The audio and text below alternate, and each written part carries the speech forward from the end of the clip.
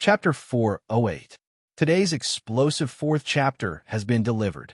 For 1,000 characters, both father and son turned their heads away when they heard the old lady's question. In fact, neither of them dared to answer her. Speak. The old lady pointed her walking stick at Dugawudi. Dugawudi hadn't even had the time to speak. He was trembling with anger as he thought about that matter. He took a few deep breaths and suppressed the anger in his heart. Then he started to speak. He hadn't even finished speaking when he said, "That sly girl was bewitched. She asked for 100 kilograms of aphrodisiac from the guards and used it on June Moxie."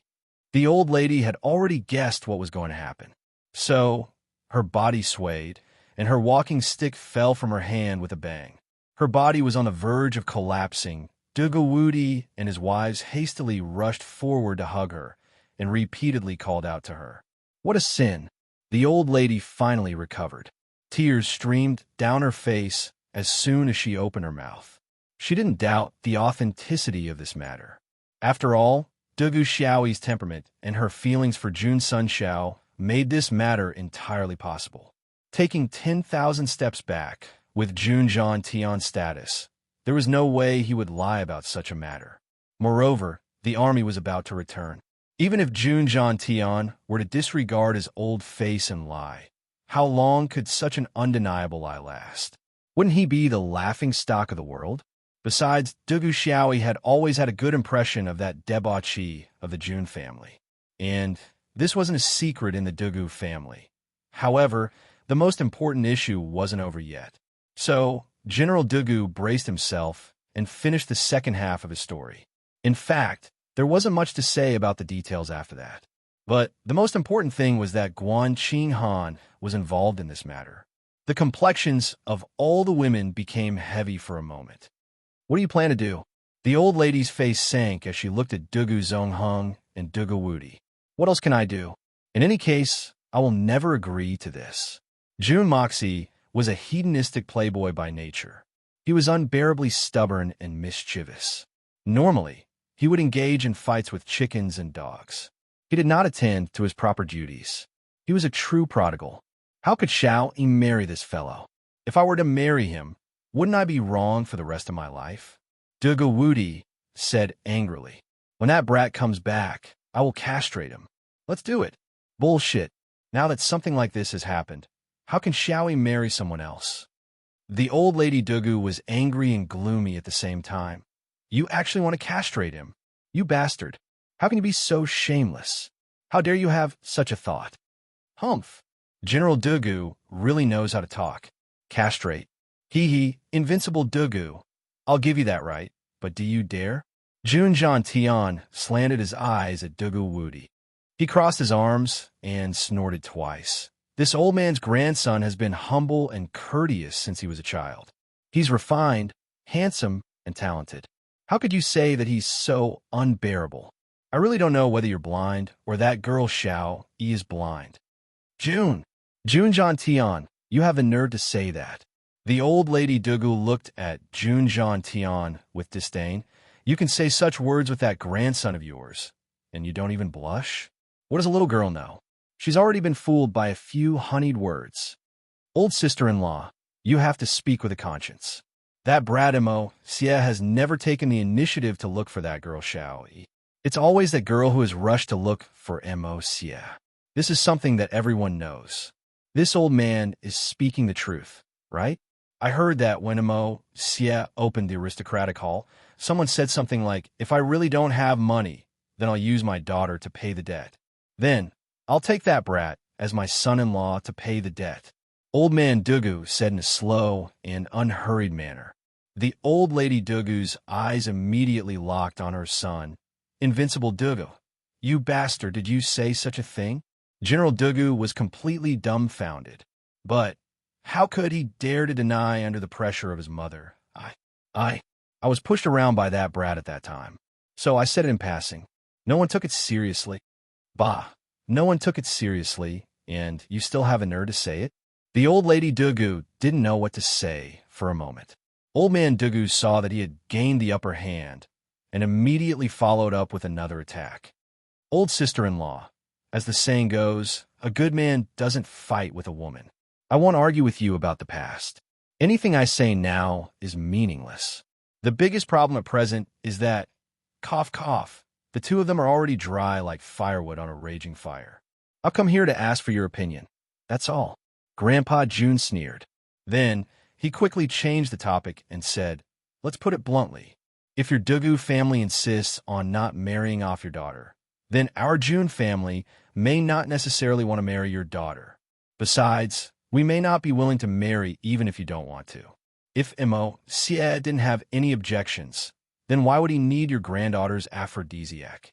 Three-legged toads are very rare in this world, but two-legged women are a dime a dozen. The Emperor's Princess Raimu runs to my house every day, and your Dugu family isn't the only one with a daughter in the capital.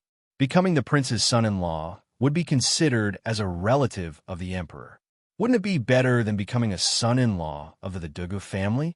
What's more, there's also Qinghan. That girl has suffered a lot, an undeserved calamity. Grandpa June was brimming with confidence. Moreover, he had been angered by Dugu Wudi's words. So, his words were very impolite. In fact, he was just short of cursing out loud. However, the effect of his words wasn't that much different from cursing out loud. I've come to you today to ask you what you plan to do about this matter. Secondly, your granddaughter's actions have implicated Mo Xie and Guan Qinghan. Qinghan's engagement with our June family has been annulled. She has even become Wu Yi's adopted daughter. But only a few people know about this matter. So, she is still the June family's eldest granddaughter-in-law in the eyes of outsiders. At least, it's only in name. So, we can't hide this matter any longer. So, we must find a way to solve it. Moreover, this matter involves Uncle E and sister-in-law. This is a huge scandal.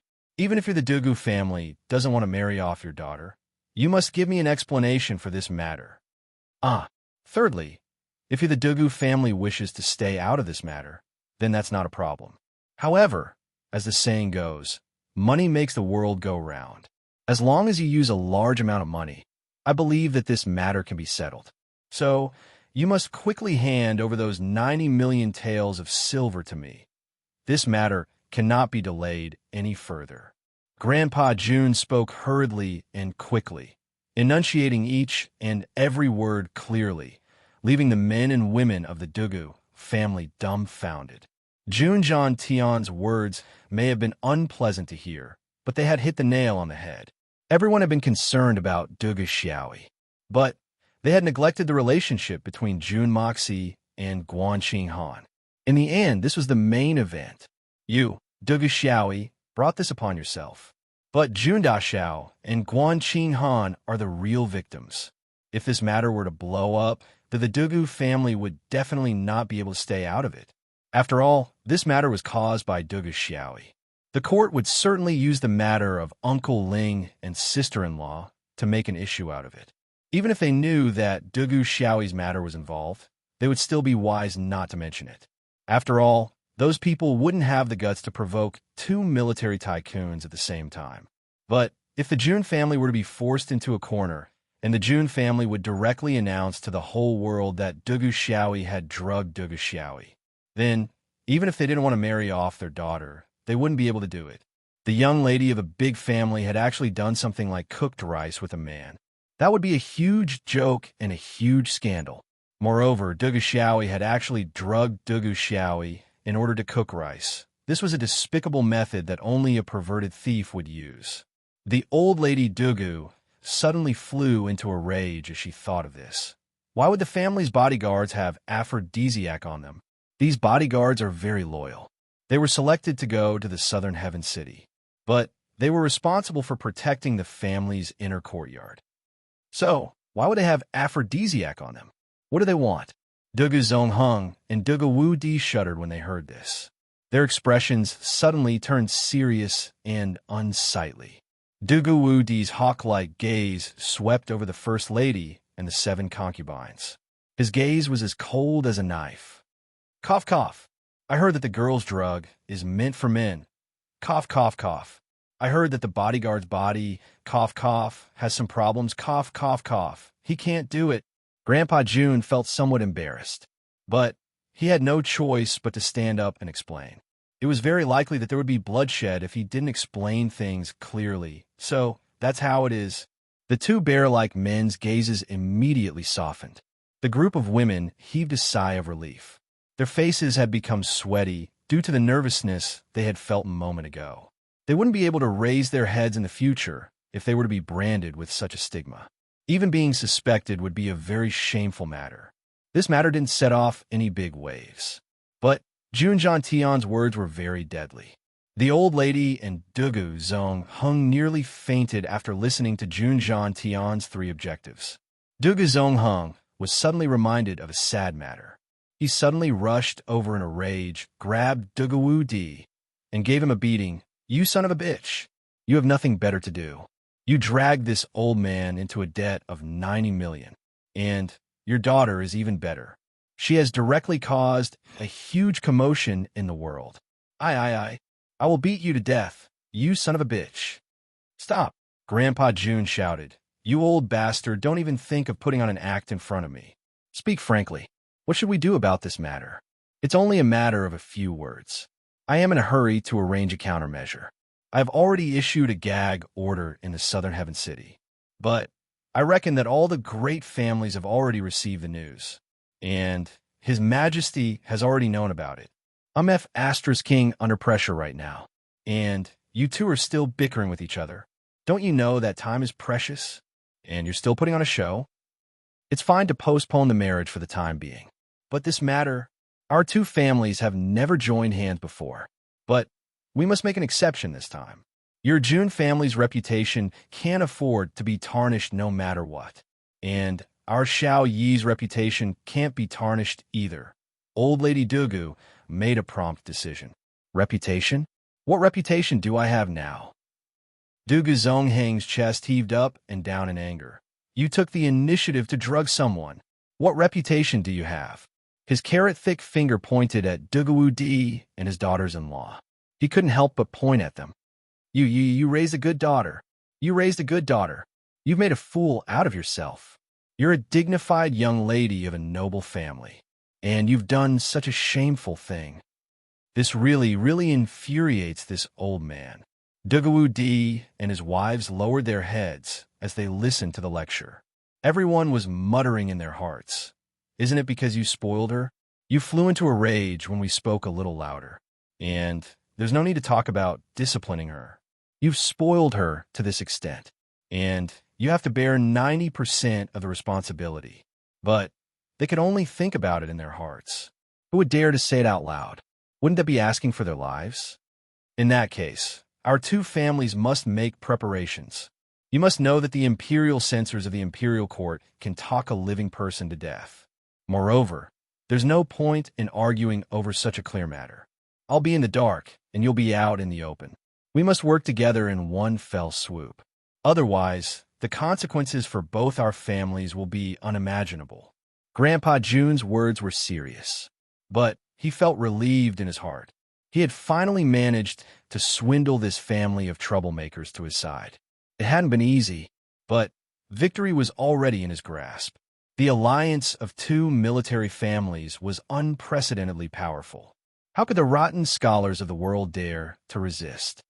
Old June is right. Our two families must work together to get through this crisis. As for the matter of marriage, it won't be too late to consider it slowly. Hey, slow down. The old lady had only spoken half of her sentence when she suddenly changed her tone. Slowly discuss it? No. The matter of marriage must be settled as soon as possible. It's better to be safe than sorry. What if that little girl becomes pregnant after this? What should we do then? It can't be, right? It can't be so coincidental, right? Dugu Zongheng and Dugu Wu Di looked at each other in dismay. They scratched their heads in uncertainty. Dugu Wu Di opened his mouth wide. "Mother, you're worrying too much. How could such an unreliable thing happen once?" Old June would have been overjoyed if the firepower had been so strong. Moreover, Xiao Yi is still young. She's only 16 this year. It's still too early. You two pig heads. The old lady cursed. A young man and a young woman have their first taste. Do you think that they'll be idling along the way? It'll take them 1 or 2 months to reach the capital. You bastards. Let's see what you two bastards will say if she accidentally reveals her pregnancy. Besides, we know the June family well. That child, Emosia, had a bad reputation a few years ago. But I heard that he's already changed for the better.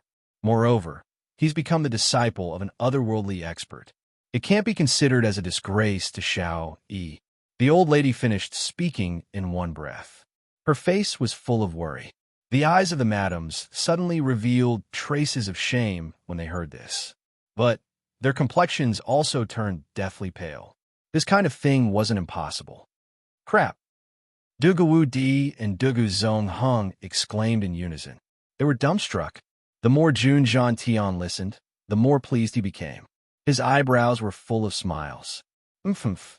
If that's the case, then this matter isn't entirely a bad thing. Chapter 409. There was an inconspicuous small town on the official road from Tiannan to Tianxiang. It was called Ivory Town. There were only a few hundred households in the entire Ivory Town. However, the tea house outside the town was particularly lively today. That was because a group of dignified, white-clothed people were sitting in a circle. They were looking towards the south from time to time. There were quite a few of them, and they were all dressed neatly and uniformly. Everyone wore clothes as white as snow. Such a group of people should have been more lively, but their faces were as cold as ice. Coupled with their snow-like white clothes, they could really freeze people to death. The tea house's waiter only greeted them briefly and didn't come over again. Firstly, this group of people had clearly stated that they weren't to be disturbed. Secondly, these people seemed to be exhaling a cold aura, and no one would dare to provoke them. This group of people was naturally the Silver Blizzard cities Shun Xian and Tianxian. The Seven Swords and the Six Elders, Xiao Han, Mu Shuetong, Han Yinming, and Xiao Fengwu, and a total of 17 people. The Silver Blizzard city's trip to Tiannan could be said to be extremely depressing. The Jun family and Jun Wui had been plotted against, and there was no chance of survival. But in the end, the situation had turned into a blessing. Even the Silver Blizzard City didn't dare to act rashly. The main purpose of this trip was to deal with the solitary eagle of the prairie, but they didn't have the opportunity to do so. Finally, an extremely mysterious black-robed man appeared out of nowhere. His strength was so strong that even the Six Elders and the Seven Swords were terrified. They were afraid that the mysterious man would cause trouble for the Jun family. So, they didn't even wait for the matter to finish before they left. They were preparing to pass through Tianxiang and then set off in the aristocratic hall to return to the Silver Blizzard City. Everything that had happened here had already been reported back to the Silver Blizzard City through an eagle. The higher-ups of the Silver City who had received this shocking news immediately sensed an extreme danger from this unusual news. That black-clothed man had the strength to kill Supreme Master Zhu Tian with just a wave of his hand. One could well imagine how powerful he was. The Xiao family's great elder, Xiao Xingyun, and the Silver Blizzard City's lord simultaneously issued an order for all the people from Tiannan to immediately withdraw without delay. All the members of the Silver City who were outside retreated and clenched their fists, ready to react. The severity of this order was even higher than that of the time, when the Blizzard Silver City was at a disadvantage against the Dongfang family. At that time, the Blizzard Silver City was confident that they could turn the situation around. Firstly, not all of the higher-ups of the Silver City had been mobilized. Secondly, the people of the continent wouldn't sit back and watch as Dongfang's assassins wreaked havoc in the world. But this time, it was completely different. The degree of mystery and terror was far beyond that of the Dongfang family. Moreover, he wouldn't oppose the whole world. If he really wanted to deal with the Silver Blizzard City, he believed that the other countries, families, and forces would only watch from the sidelines. No one would help the Silver Blizzard City like last time. Therefore, this order could be said to be extremely urgent. From this order, it could be seen that the Silver City's higher-ups were shocked, nervous, and even panicked. Along the way, Xiao Han was on the verge of going crazy. His eyes were bloodshot, and his mind was close to a state of insanity. Along the way, the number of innocent people who had died by his hand was no less than 10. At this rate, I'm afraid that he won't even need to return to the Blizzard Silver City before he goes completely crazy. An extremely insignificant person had actually stolen an excellent fiancée from someone as excellent as me. For many years, I've had an incomparable sense of superiority, and I've gotten used to beating this weakling for fun. No matter how heroic he is, no matter how unyielding he is, I'm far stronger than him. Moreover, my background is more than 10 times stronger than his. Therefore, I can naturally humiliate, toy with, and wreak havoc on him at will. I, Xiao Han, am the pride of the heavens. But who do you think you are, Junwui? Therefore, I've always had a kind of tyrannical pleasure for all these years. Who asked you to steal my wife? I'll destroy your family, cut off your descendants, and bring shame to the world. But I won't die. I'll humiliate you little by little, and toy with you until you die. But now, this insignificant cripple that I can humiliate and toy with at will has transformed into an existence that I can no longer afford to provoke. And all of this had happened because of a mysterious man who had suddenly appeared. And that mysterious man had changed everything.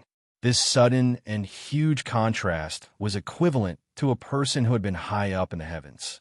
He had looked down upon the common people and had suddenly lost all his advantages. And he had suddenly fallen to the basement of the 18th layer of hell. How could a narrow-minded person like Xiao Han bear such a huge blow? Moreover, the 13 elders who had followed him were all experts on the same level as Shen Xian. They were all top-notch people. So, their combined strength was enough to sweep away the entire secular world. But such a tyrannical force hadn't dared to stand up for him in the face of this mysterious man's deterrence. In fact, they hadn't even dared to think of doing so. Therefore, he had gone crazy. In fact, it could be said that he had completely collapsed. In fact, he didn't have any other thoughts besides insanity. Xiao Buyu, the leader of the Silver Blizzard City, had no choice but to postpone the journey because of Xiao Han's collapse and insanity. This matter had made the second master of the Xiao family, who had always been able to summon the wind and summon the rain, lose face. In fact, he hadn't even lost face like this when he had faced the old lady of Dongfang, who was much stronger than his brother. Moreover, he knew what Xiao Han was thinking and hoping for. But he hadn't dared to make his grandson's wishes come true. Therefore, he felt even more guilty toward Xiao Han. In fact, he would have been too ashamed to show his face if he had allowed his grandson to go crazy. Therefore, the group stopped to rest. What does Junwui count for? He's just a good-for-nothing who borrowed the strength of an outsider. How can he compete with me? I'm nobler than him.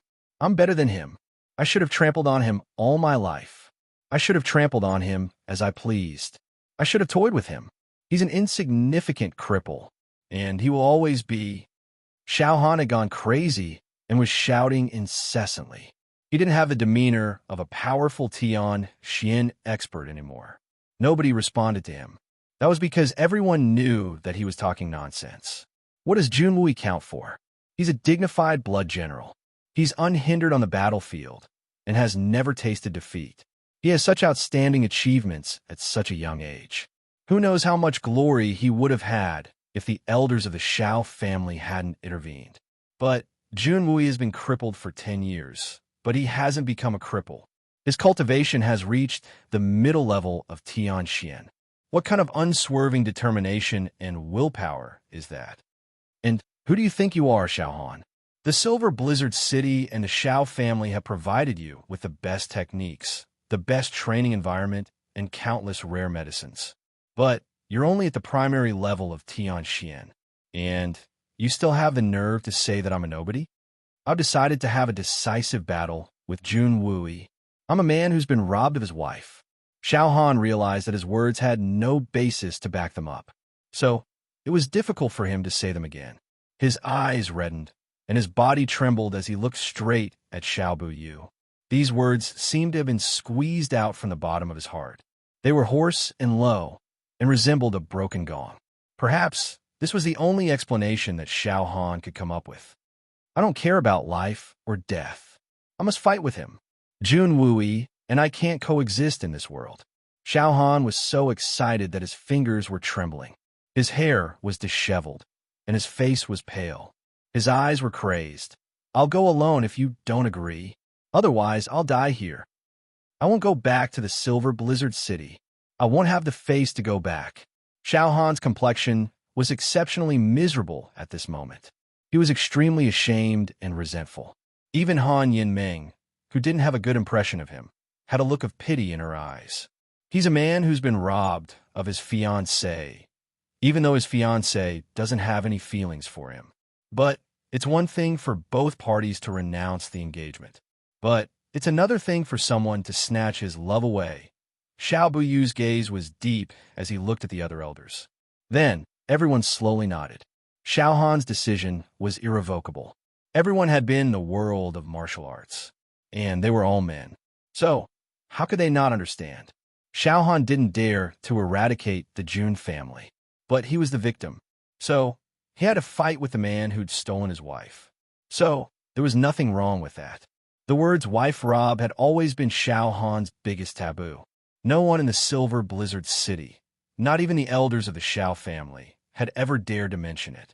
But he'd said it now. So, it was clear to see how sullen he was. Xiao Han would have died of sullenness if he didn't fulfill his request, or he would have sunk into madness. Therefore, the 17 men from the Silver Blizzard City arrived on the path that Jun Wui's army would pass through. They would challenge him once the army arrived. They believed that Jun Wui wouldn't refuse a duel between two men, even if he was in a disadvantageous position and couldn't move freely. So, they let Xiao Han humiliate him to vent his pent-up anger. In fact, it would be fine as long as he didn't take his life. Their strength wasn't ordinary. So, they moved very quickly. They had been waiting for 4 days now. But Jun Wui's army still hadn't arrived. However, the most unfortunate thing was that they didn't meet Jun Wui. Instead, they met someone else. The sun was setting. Another day was about to pass. The people from the Silver Blizzard City were getting ready for dinner. This small tea house had been transformed into a restaurant ever since they'd arrived.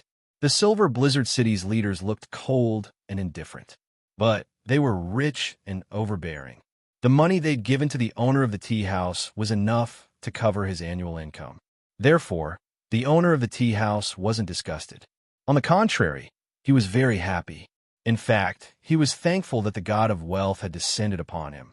Moreover, the people from the Silver Blizzard City had instructed him not to be disturbed. So, the owner of the tea house was even happier. Just then, the sound of hooves could be heard coming from the direction of Tiannan. Then, 2 horses galloped over at a moderate pace. 2 women. The following words were free of charge. The book comment section is in a mess. I've also taken a look. I'm somewhat speechless about the rumor of manipulating the votes. I was once a reader. I understand what you're feeling, because I've experienced it too. I understand, but that doesn't mean that I accept it. Let me say this. If it were a normal month, it might be disturbing. But this is September. It'll be October 1st in a dozen days. According to Qi Dian's tradition, there'll be a doubling of the monthly votes on October 1st every year. And this doubling will start on the last 2 days of September. For example, this year's doubling of the monthly votes on May 1st will start on April 29th. Everyone knows about this. Now, I'm spending a lot of money to manipulate the votes. So, I'll become a joke when I'm defeated by 2 votes on the last 2 days? I just want to ask one thing. Am I really that stupid? So, who's the stupid one? My brothers and sisters are accumulating votes one by one. Many small grains of sand are piled up into a tower. This is the result of our joint efforts. I'm not trying to explain to you that I'm manipulating the votes. The truth is right there. There's no need to explain. I'm just feeling wrong for my brothers and sisters' kind intentions. My friendship with my brothers can't be buried. I'll remember it deeply. Or this month, we'll suffer a huge loss if the votes are doubled at the end of the month, because I've already squeezed too hard in the early stages. Or I might not be able to continue. But I'll fight until the end of the month. Even if I'm out of the top 10 or 20, I, Fong Ling Tian, will have a clear conscience. There's nothing else in this life. I only seek peace of mind. Every single monthly vote is an acknowledgement. Every single penny from subscriptions is pure. It's a kind intention. I'll be worthy of this acknowledgement. I'll be worthy of this kind intention. As for the rest, I don't care. Chapter 410. Today's second update has arrived. Well, it will break out tomorrow as per usual. This will be the 9th update of a month. Start preparing now. There should be another update at midnight. I've said that I'll fight till the end. So I'll fight till the end. Moon. Ticket. Everyone from the Silver City was left dumbfounded as they swept their eyes over the screen. Especially Xiao Fengwu. His eyes suddenly emitted a blazing radiance. He wasn't the only one. Even the 6 elders and the 7 swords of the Silver City couldn't help but have a look of amazement in their eyes. Even Xiao Han, who was on the verge of losing his mind, had a dull look in his eyes at this moment. 2 young girls, one dressed in white and the other in green, were galloping towards them. The green-clothed girl's complexion was obvious. Anyone with a discerning eye could tell that she had disguised herself. Her figure was graceful, but her face was dark. So, it was difficult to say that she was pretty. Only her pair of quick-witted eyes were like limpid autumn waters. They were curiously sizing up the surroundings. She looked like a little girl who was going out for the first time. She was full of curiosity about everything. She looked pure and adorable. Her face had been disguised, but everyone couldn't help but overlook this fact.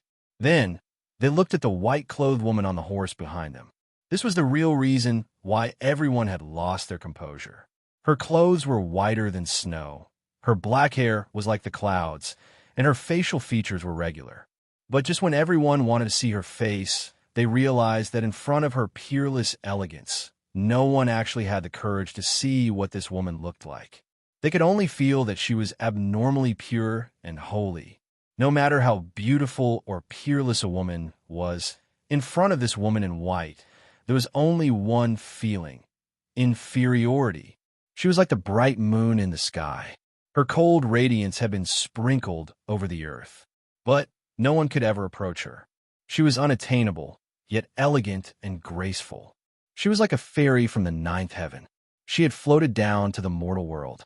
Her figure was slender and well-proportioned. But everyone could only see her beauty. But they couldn't see how she looked or how beautiful she was. If one were to use the words used to describe women in the human world to describe this woman, then no matter how beautiful the words were, they would all seem pale and powerless. The beauty of this white-clothed woman couldn't be described with words. It should only belong to the heavens. It shouldn't belong to the mortal world. She was absolutely a devilish beauty. What was the point of saying that she was devastatingly beautiful? So what if she was devastatingly beautiful? If for this woman, not to mention a country or a city, even the entire Xian continent would collapse. Everyone had this kind of thought. Her body seemed to be naturally shrouded in a layer of mysterious veil, like a peony in a smokescreen. Looking at flowers in the mist, it was hazy yet incomparably clear yet indiscernible. This kind of feeling made everyone who saw her exclaim in their hearts. So, there's actually such a beauty in this world. This was a peerless beauty, a peerless elegance.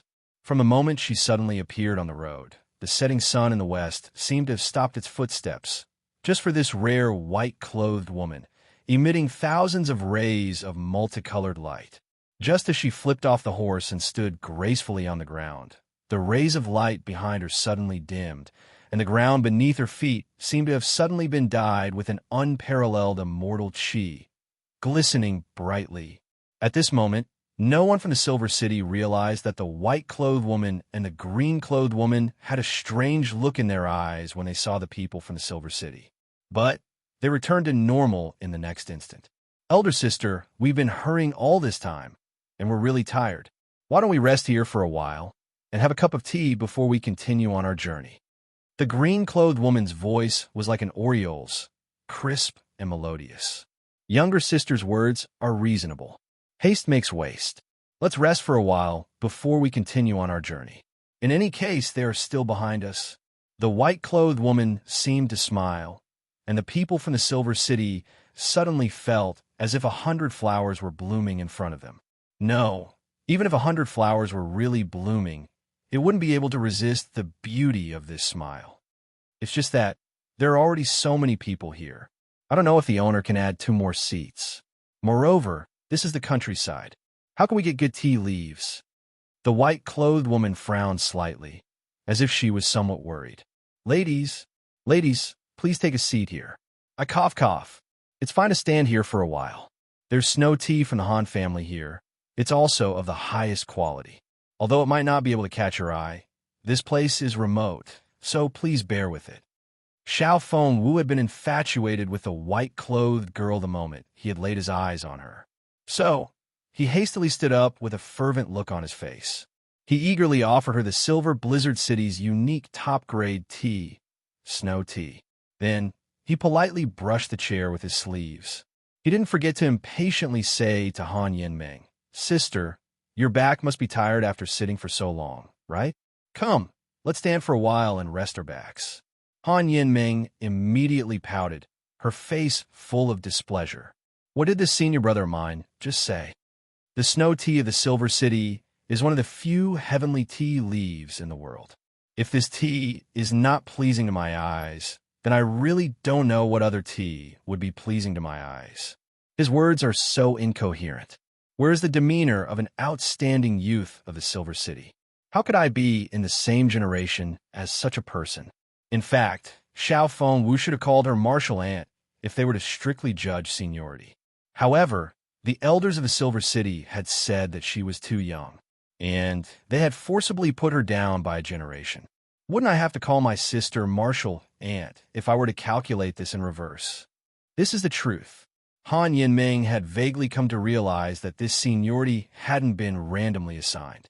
Instead, it had been deliberately arranged by someone. This had been done for the sake of her marriage. She was too young.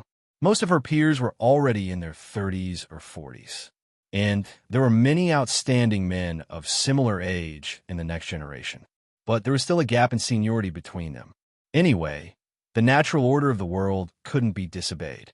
Moreover, the Han and Xiao families of the Silver City didn't wish to marry outsiders in order to avoid unnecessary trouble in the future.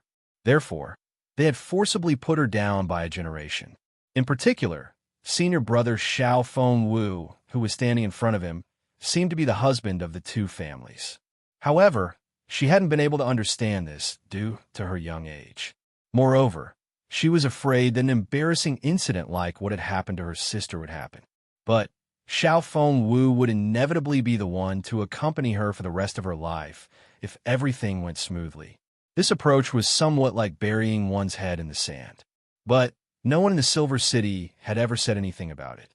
After all, it would inevitably lead to a turbulence in the Silver City if she were to recruit an outsider as her husband. But it wouldn't happen now. But she had no choice but to consider the future generations. In fact, Han Yinming didn't have a favorable impression of this senior brother. But she didn't have a bad impression either. She was still in a state of ignorance. But Xiao Fengwu had been so attentive to a woman whom he had just met. The little girl found it funny. But she still felt somewhat uncomfortable in her heart. Then, he had asked her to give up her seat. And it seemed as if he was afraid that she would offend that woman if she didn't give up her seat. And the elders of the Xiao family actually did not stand out to say anything. This man is like this. How could this unforeseen event not make the little girl feel extremely wronged? She tilted her head and pretended that she hadn't heard anything. You're acting cheap, but you're dragging me down with you? Who do you think you are? Who cares about you? Junior sister, please step aside. Xiao Fengwu anxiously looked at Han Yinming. Then, he looked at the white-clothed woman in fear. He was afraid that she would get angry and leave in a fit of rage. So, he called out again in a pleading tone.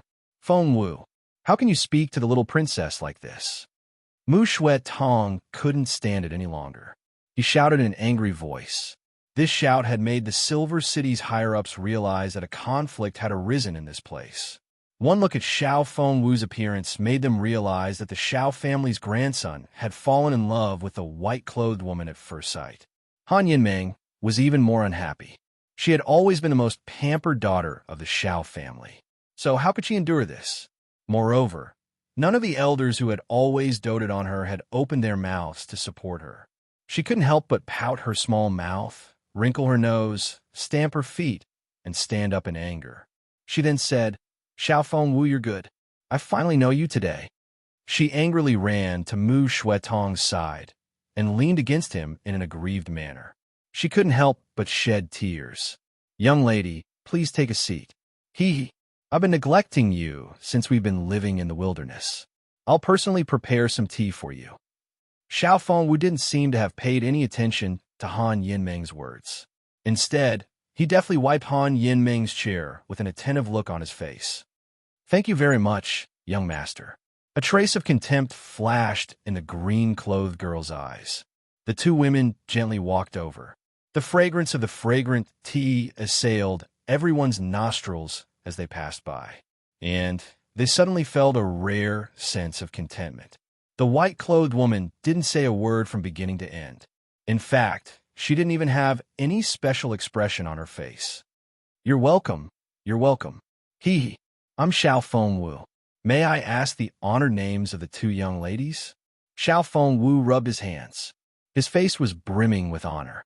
The green-clothed girl rolled her eyes and said, "My elder sister's surname is Mei, and my surname is also Mei. That's a good surname. Mei, plum blossoms, orchid blossoms, and bamboo blossoms in the bitter cold of winter. The plum blossoms are noble and unblemished. They're the best in the cold, the most virtuous and the most virtuous. Young lady is fresh and refined. You're like a celestial being. You're really..." Xiao Fengwu's face was full of admiration, but he stammered really for a long time. So, he didn't know what to say. "Mei." The 7 swords and the 6 elders of the Silver Blizzard City trembled as they heard this name.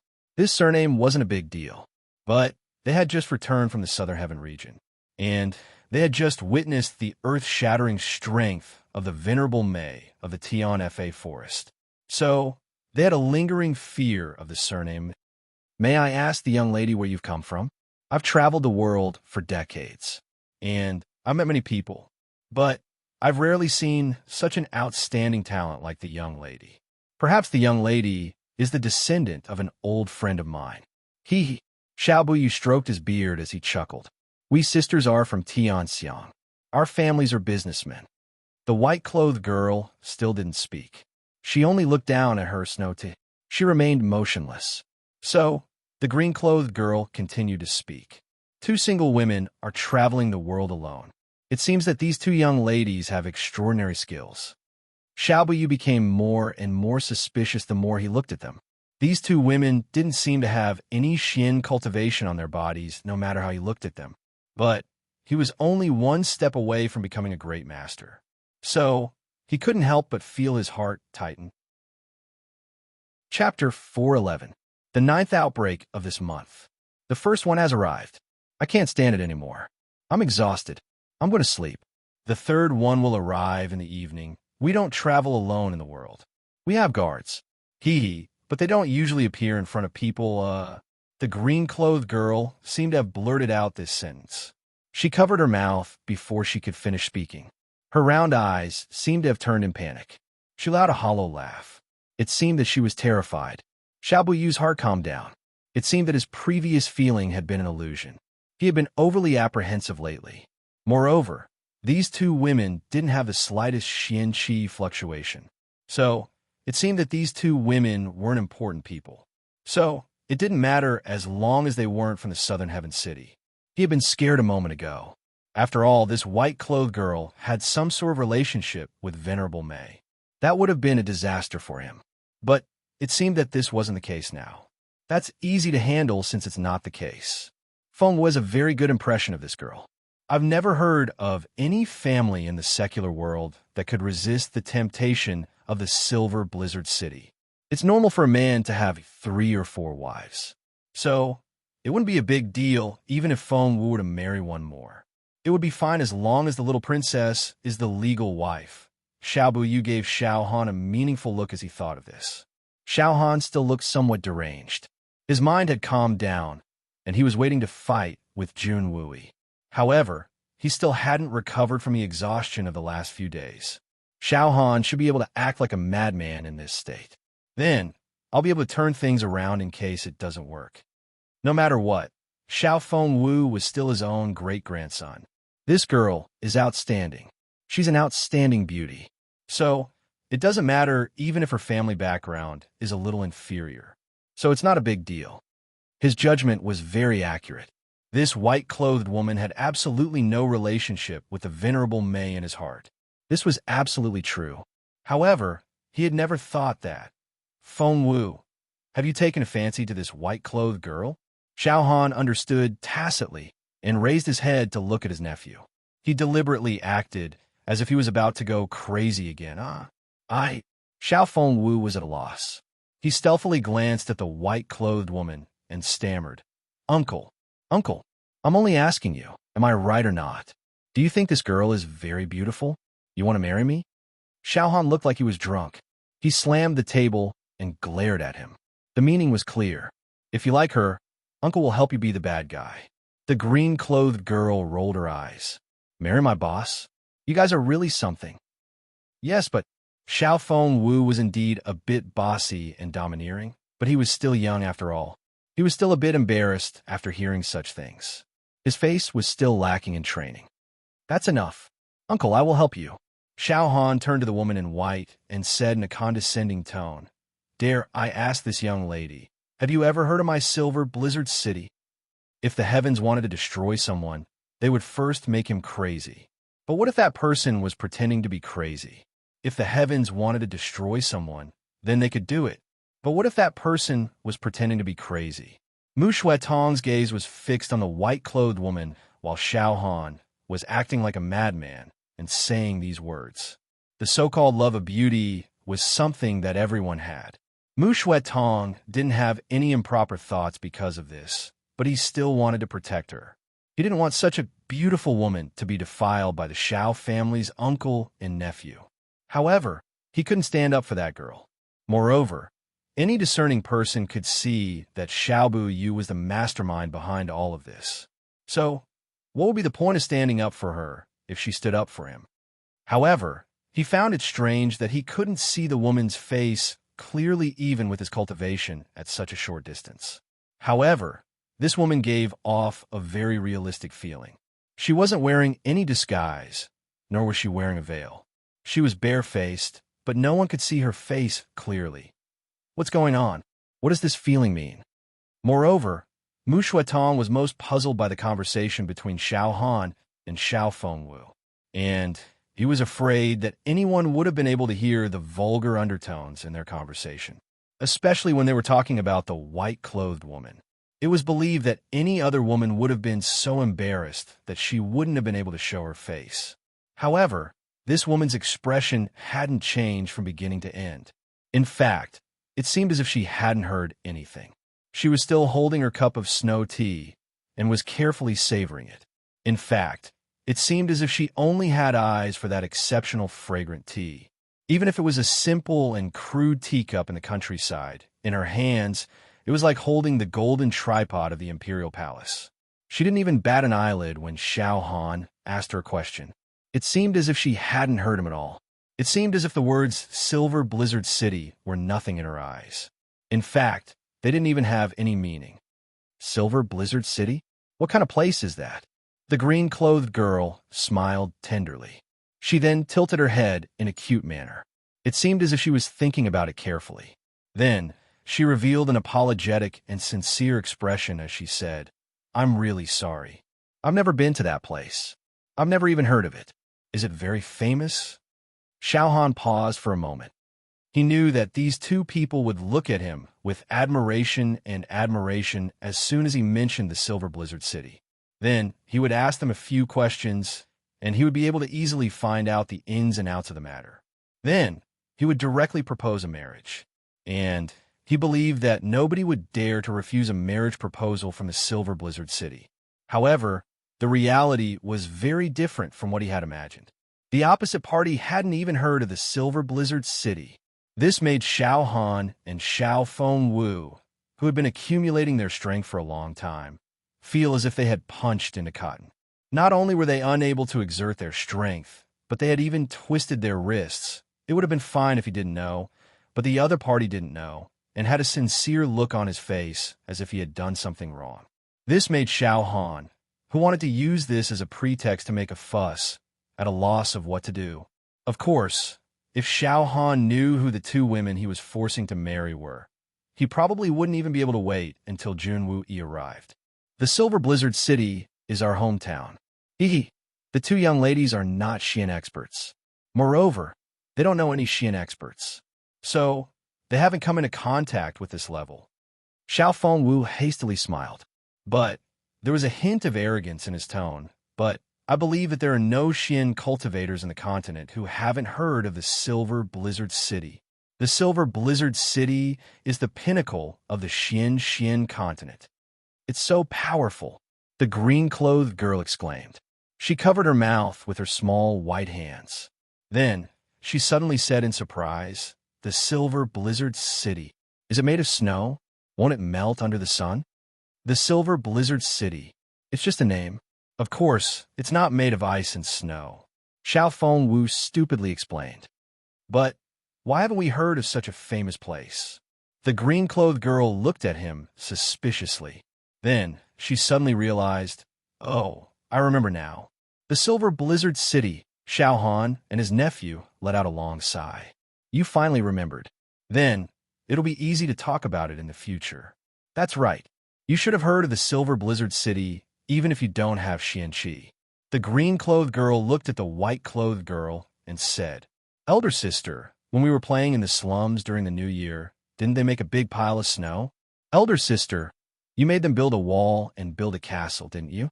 At that time, you personally gave it a name. You said that this place should be called the Silver Blizzard City.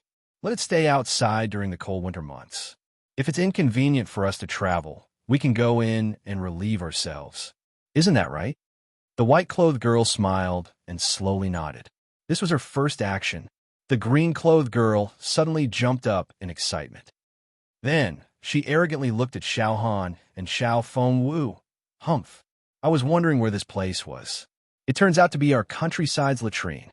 Your names were given to you by my elder sister. What's there to be proud of? Huh? You're dressed so well. Don't tell me you've made a fortune. If you've made a fortune, why do you still want to live in a latrine? It's probably because you've just made a fortune. So, you haven't built a new house yet. I think there's a word for this. What's it called? Oh, that's right. It's called nouveau riche." The corners of Xiao Han's mouth twitched. It seemed as if he was about to fly into a rage. On the other side, Xiao Fengwu was dumbstruck. The young master of the Silver Blizzard City couldn't react. He kept thinking, is there really such a coincidence in this world? Impudent slut, you're full of nonsense. Xiao Han angrily shouted. He stood up, and the imposing aura of a Tian Xian expert swept out. He had been mad and irritable all this way. So, it was as if oil had been poured on a fire when he heard these words. How could he care about these two weak women in front of him? In any case, he had killed at least 80 people along the way. So, why would he care about two more? "Uncle, please calm down. Uncle, please don't be angry. This may be just a coincidence. You see, they're the daughters of a rich family. So, it's understandable that they don't know about the Silver Blizzard City." Xiao Fengwu hastily tried to mediate. He was so anxious that his forehead was dripping with sweat. He had been captivated by the peerless elegance of this white-clothed girl the moment he saw her. He felt that it would be good if he could even talk to her. It seemed as if he had completely lost his ability to judge. "Get lost, you evil creature. Can't you see that she's playing with us?" Xiao Han was very angry. He wanted to throw his nephew out. "What did you just say? Say it again if you have the guts." An exceptionally cold and awe-inspiring voice resounded. It seemed as if a cold wind had blown out of hell. Even the strongest expert of the Silver Blizzard City, Xiao Buyu, couldn't help but shiver. The smile on the face and eyes of the green-clothed girl, who was as pretty as a flower, had completely disappeared at this moment. What replaced it was actually a dense killing intent. Her pair of quick-witted eyes had turned into two bottomless pits at this moment. Xiao Feng had only taken a glance at them, and he felt as if he was about to be sucked into a bottomless whirlpool. Xiao Buyu was frightened. Great master-level cultivation. The aura of a great master-level cultivation. Even Xiao Buyu couldn't display such a formidable aura. Who is this green-clothed girl? It doesn't matter who this green-clothed girl is, but this matter has become very serious. The atmosphere in the field had become very tense. In fact, it seemed that a fight could break out at any moment. Xiao Han's lowly servant had finally brought about a huge problem. He couldn't deal with it. He couldn't solve it. And he couldn't even face it. Chapter 412. Today's second update. The third and fourth updates are in progress. Please wait a moment. This is a misunderstanding. Xiao Buyu's body flashed as he faced the green-clothed girl. His expression had changed from careless to serious. He was bewildered as he said, "Young lady, please calm down. This is probably a misunderstanding. Please allow this old man to explain it to you." Misunderstanding? This joke isn't funny at all. If we sisters were really ordinary young misses from prestigious clans, then even if we didn't lose our lives at the hands of this idiot before us, we would probably be forcefully taken away by you, humiliated and ravaged as you please. Is this how the people of the Silver Blizzard City behave? Explain? Would you have explained if we hadn't been sisters? Is there even a need to explain? The green-clothed girl's eyes turned cold. Lingling looked at Xiao Buyu. Her murderous aura hadn't disappeared. Xiao Buyu was no match for Xiao Han. The green-clothed girl's aura had risen again, and her murderous aura had reached his head. But he wasn't completely powerless to resist. However, the pressure was too great. In fact, he felt overwhelmed. However, the ignorant are fearless. Xiao Han had felt the girl's frightening aura. However, he had Xiao Buyu to back him up. So, he hadn't realized the danger in front of him. How could he have known that Xiao Buyu was also in a difficult situation at this moment? Xiao Buyu was like a great wall to him. Xiao Buyu was doing his utmost to resist the surging and frightening murderous aura. But he suddenly broke into a cold sweat. He felt as if he had been targeted by an incomparably venomous viper. Moreover, this viper was far superior to him in terms of speed, agility, and strength. Xiao Buyu's entire body felt ice-cold at this moment. A chill ran down his spine from the top of his skull all the way to the chrysanthemum behind him. That was because he had finally figured out who this green-clothed girl was. He would have been the closest person to the great master level if he hadn't figured it out. Feng Wu and Han are young and inexperienced. They were just speaking thoughtlessly. They didn't mean any harm. I ask that you don't take offense. I'll make them apologize to you. Xiao Buyu wanted to slap his own mouth. He was so regretful that his intestines had turned green. Had he really gone senile? The familiar aura, the familiar clothes, and the cold and evil gaze. Other than the face, wasn't this the Snake King of the Tian Fa Forest? However, since the other party was unwilling to reveal his true identity, it meant that he was intentionally concealing his tracks. If he were to rashly reveal his identity, he would truly be asking for trouble. That would truly be a huge offense. As for the girl in white, she was Snake King's elder sister, a girl with the surname Mei. Good heavens. Let me die. He had actually plotted to instruct his own grandson to take Snake King's elder sister home as his wife, or even as a concubine. This was simply a brain cramp, water in his head. Even if he was a real retard, he couldn't be this retarded.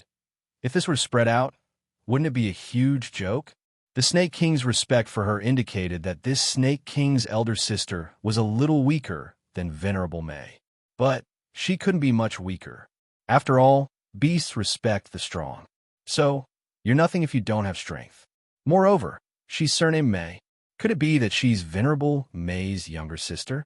It wasn't surprising that he would think that way. After all, the Venerable Mei had always been a man in the eyes of the world. Moreover, he was an old man. But the white-clothed girl in front of him wasn't only a peerless beauty of peerless elegance. Moreover, she was very young and beautiful. Xiao Buyu didn't even glance at the approaching Junwui's army. In fact, he wasn't even in the mood to pay attention to them. In fact, he didn't even hear them. In fact, he had turned a deaf ear to them. He was dumbfounded. Oh my God, what have I done? I had just instructed my grandson to take liberties with Venerable May's younger sister, and he had even called the Snake King a lowly servant. Xiao Buyu was on the verge of collapsing. Mother Fu asterisk her. I can't be this unlucky, can I? Why did I listen to that bastard Xiao Han's nonsense? Isn't it the same as courting death to go along with him? Xiao Buyu couldn't help but fiercely glare at Xiao Han as he thought of this. Mother Fu asterisk her. Why would we have stopped if you hadn't gone crazy? Why would we have run into these two fiends if we hadn't stopped? Why would we have molested them if we hadn't run into them? And why would the Snake King fly into a rage if you hadn't called him a lowly servant? Our Xiao family has already determined that this mysterious expert is our enemy. So, we can't even compare to him. Venerable May doesn't even need to personally deal with the Xian beasts of Tian Fa. In fact, the Silver Blizzard City will become the next Shuehan Manor. So, there's no room for discussion. You're a jinx. You're a troublemaker. You've made the Jun family an enemy. And you've provoked that super expert because of you. And you've provoked the Xian beasts of Tian Fa. The Silver Blizzard City. You have the guts to take liberties with my elder sister. And you even scolded me. Humph. You're very bold. You're worthy of being called a disciple of a famous family. The Qiansun Serpent Queen's cold gaze swept over the 17 people in front of her. Then, Lingling said, this matter isn't over. I'll go to the Silver Blizzard City later. I'll look for that old bastard Han Feng Shui and ask him for an explanation. Is this how he teaches his subordinates? The Snake King's voice was clearly audible amidst the muffled sounds of the approaching army's hooves. However, only Xiao Buyu could hear it. The other people from the Silver Blizzard City still didn't know that they had provoked a huge problem. However, everyone could see that Xiao Buyu was acting very submissive. In fact, he was acting very cautiously and apologetically. It could be assumed that these two women weren't ordinary people. Xiao Fengwu's eyes lit up. Wouldn't my status in the Silver Blizzard City soar if this white-clothed woman turns out to be a member of a hidden family if I marry her? I'm afraid that my plan of holding two beauties on my left and right will come to nothing if she's a descendant of a hidden family. But giving up the little princess won't be a problem if it's worth it. In fact, I can even consider marrying into the Silver Blizzard City. After all, it's better to have such a beautiful woman as my companion than the unruly little princess. It had to be said that a person's thoughts were endless. Xiao Fengwu was still thinking about this issue at such a time. In fact, he was wishfully dreaming of holding two beauties on his right and left. In fact, he was even thinking of marrying into the Silver Blizzard City's family. Although Xiao Han was at the beginning of the Sky Xian realm, he had relied on the help of his elders to open up his meridians. He had also consumed a large amount of elixirs to accumulate his strength. Very few of his achievements had been achieved through his own bitter cultivation. Therefore, although he could be considered as a genuine Sky Xian expert, he could not be mentioned in the same breath as those Sky Xian experts who had achieved their breakthrough through their own cultivation. Mu Shuetong could vaguely sense some clues about this, but he was still unaware of it. In fact, he believed that his grandfather was an indestructible backer. Therefore, Xiao Han's eyes hadn't been attracted by the green-clothed woman. He was completely unaware of the trouble he had provoked. His eyes were fixed on the dust rising from the south. His blood-red eyes were blazing with a crazed desire to fight. Jun Wui, you've finally come. I've been waiting for you for a long time. Today will be the day you die. Xiao Buyu was the only one who understood the situation. He was left dumbstruck. He was burning with impatience. But he couldn't say anything to warn him. There was still room for adjustment in the current situation. But there would be no other way out if he were to reveal the other party's identity. Fight? Can we fight? Our strength is very strong. In fact, it's enough to show disdain for our generation. But it depends on who we're up against. The Snake King is at least as strong as the cold-blooded master Lei Wu Bei, so we may not be able to take him down. Moreover, there's that mysterious and unpredictable May girl who seems to be even stronger than the Snake King. Moreover, we can't beat them. But would we dare to fight them even if we could? We can only lose if we fight them. And we're bound to provoke the Tian Fa Forest if we suffer a loss. Moreover, the Silver Blizzard City's strength wouldn't be enough in the face of a more formidable force. It was true that the Silver Blizzard City was at the apex of the world, but the Tian Fa Forest was the most dangerous place in the world. It was on par with the Three Holy Lands. Xiao Buyu was one of the top experts of the Silver Blizzard City. He was the second master of the Xiao family. He was the closest to the great master level. However, he was at a complete loss. Do you think these people are worth getting your hands dirty? Just go and look for Han Feng Shui to punish him for the crime of not disciplining him properly. The white-clothed girl who hadn't spoken until now finally spoke. But her words made Xiao Buyu and the rest of the 17 people so angry that they almost fainted. Ah, elder sister is right. This little sister will follow your instructions. The Qian Sun Serpent Queen nodded respectfully. Then she turned to Xiao Buyu and asked, "Tell me, why are you here?" I won't hide it from you. It's a personal grudge between the Xiao family and the Jun family. Han has vowed to fight a decisive battle with Jun Wui in the name of a man. Xiao Buyu had wanted to say, "I won't hide it from the Snake King," but he remembered that the opposite party was in disguise. So he quickly changed his words. Xiao Buyu didn't explain the matter in detail. So he simply explained it. His eyes were fixed on the approaching army in the distance. His complexion was heavy, and his tone was somewhat listless. How could he be in a mood to let Xiao Han challenge Jun Wui? The dangerous situation had been resolved because of the white-clothed girl's words.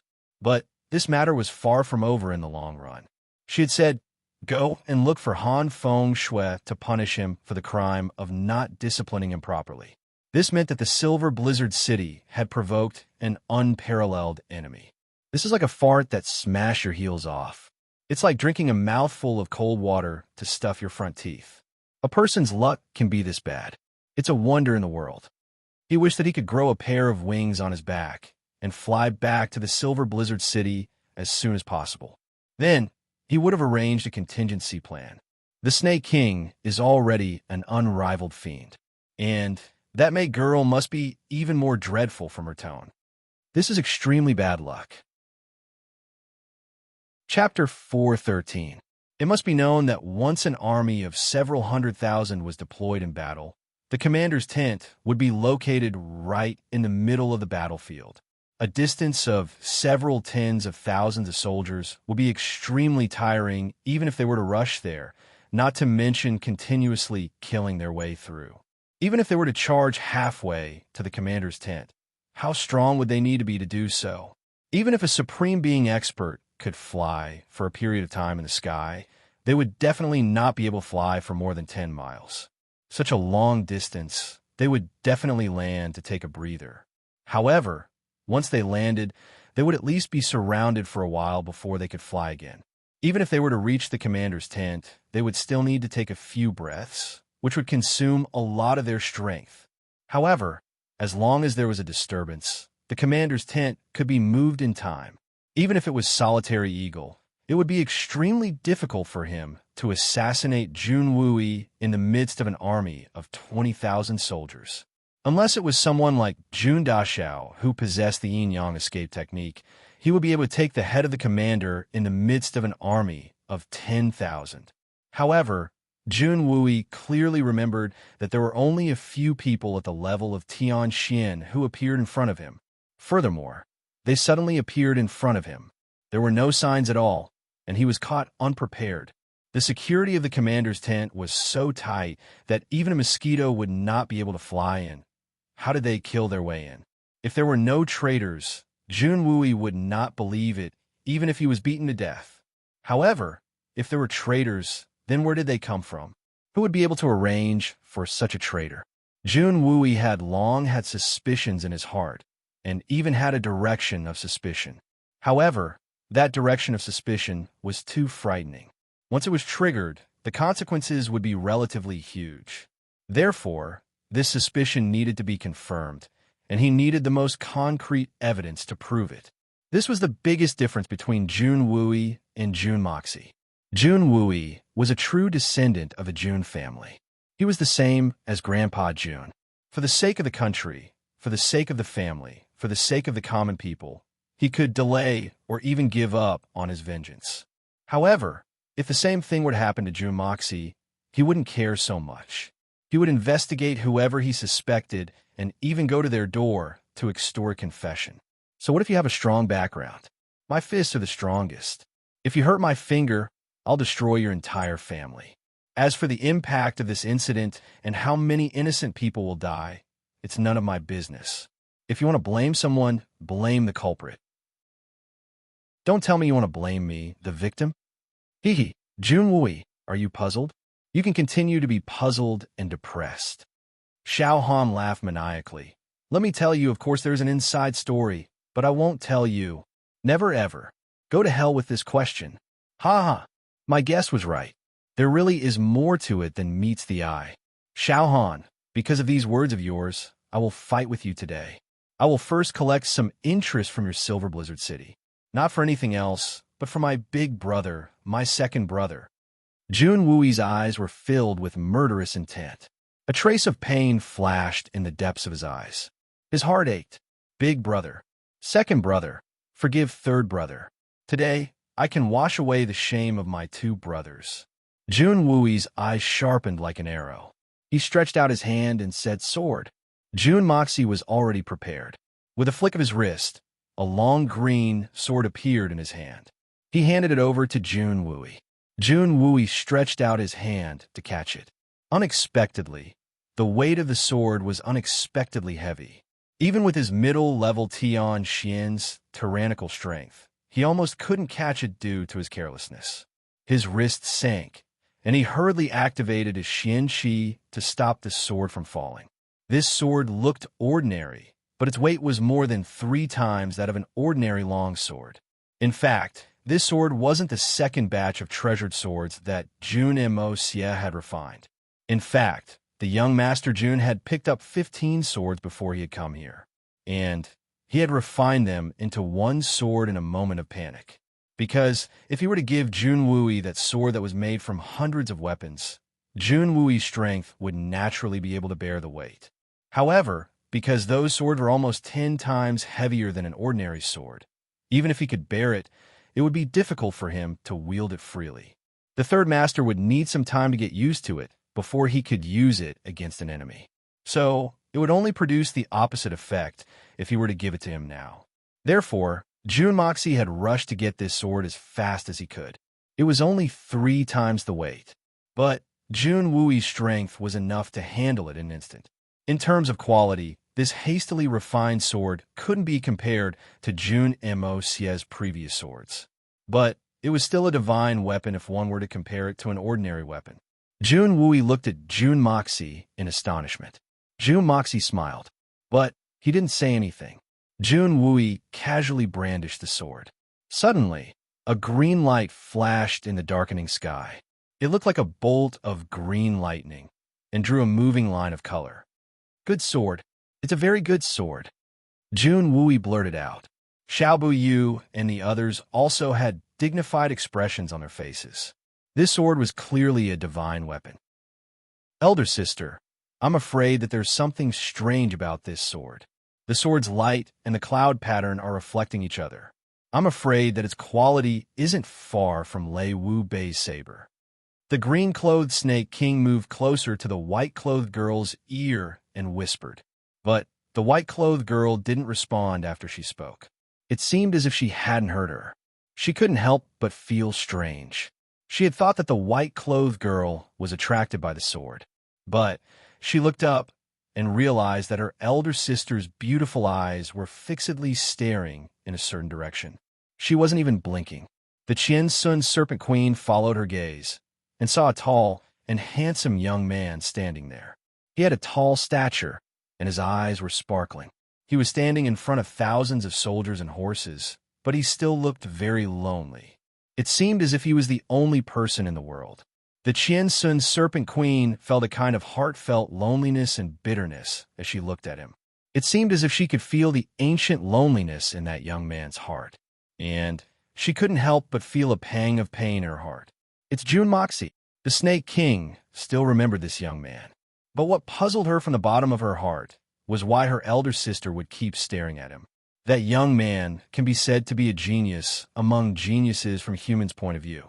He already has an extraordinary cultivation at such a young age.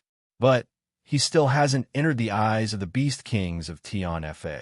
The Qian Sun's Serpent Queen was puzzled. So she turned her head to look again. She saw that her elder sister's hand was still holding the teacup, but her knuckles had already turned white, and the look in her eyes was fluctuating. Why? The Snake King's eyesight allowed him to see that the teacup in her elder sister's hand was still intact. In fact, it could even hold a full cup of tea. However, the teacup itself had already turned into a pile of dust. In fact, her elder sister had used a supreme mysterious technique to maintain its shape. Her true form would be revealed once her Xian Qi was withdrawn, and she would turn into a pile of flying ash. Elder sister wouldn't have been this angry even if she had met her mortal enemy in the past, and she wouldn't have behaved so abnormally either. So, why is she acting like this today? Unfortunately, time didn't allow the Snake King to think further, because the two people in the field had already started fighting. And that was because Jun Wui had said, "Good sword. It's a really good sword." Xiao Han's face suddenly turned red. That was because he had heard Jun Wui say, "So cheap. So cheap." Therefore, Xiao Han's hair stood up in anger. Many people in the Silver Blizzard City had been talking about him behind his back. There was only one word to describe him: cheap. Even the elders in the family would often say, "Why are you so despicable?" when they saw him like this. That woman obviously doesn't like you. She's never had any interest in you. She already has someone she loves. So, why do you have to seek death? She's the daughter of a city lord. Do you really think that a child's marriage has such a strong binding force? You actually want to take revenge on her. Her family is ruined, and you still won't let it go. Do you really care about the title of the city lord's son-in-law? You're degrading others, degrading yourself. If that's not cheap, then what is? Xiao Han, why are you so cheap? Why are you so cheap? I'm cheap. I'm King cheap. Xiao Han's eyes turned red as he rushed forward. His sword flashed with a bright light. Jun Wu, he had just pushed his wheelchair out of the army's formation and hadn't even stabilized his footing when he had attacked. This kind of behavior, this kind of character, if it's not cheap, then what is it? It's really hard to find a more suitable adjective. Jun Wui understood this man's character too well. He was already prepared for this. He quickly raised his sword. Dang! The two swords collided. Under the impact of the two swords, the wheelchair flew back like an arrow, while Jun Wui's body was already in the air. In a flash, he was already 50 feet away. Then he stabbed the ground with the tip of his sword and flipped another 50 feet. Jun Wui landed and sat on the ground. He looked at Xiao Han and said, "Come here and fight.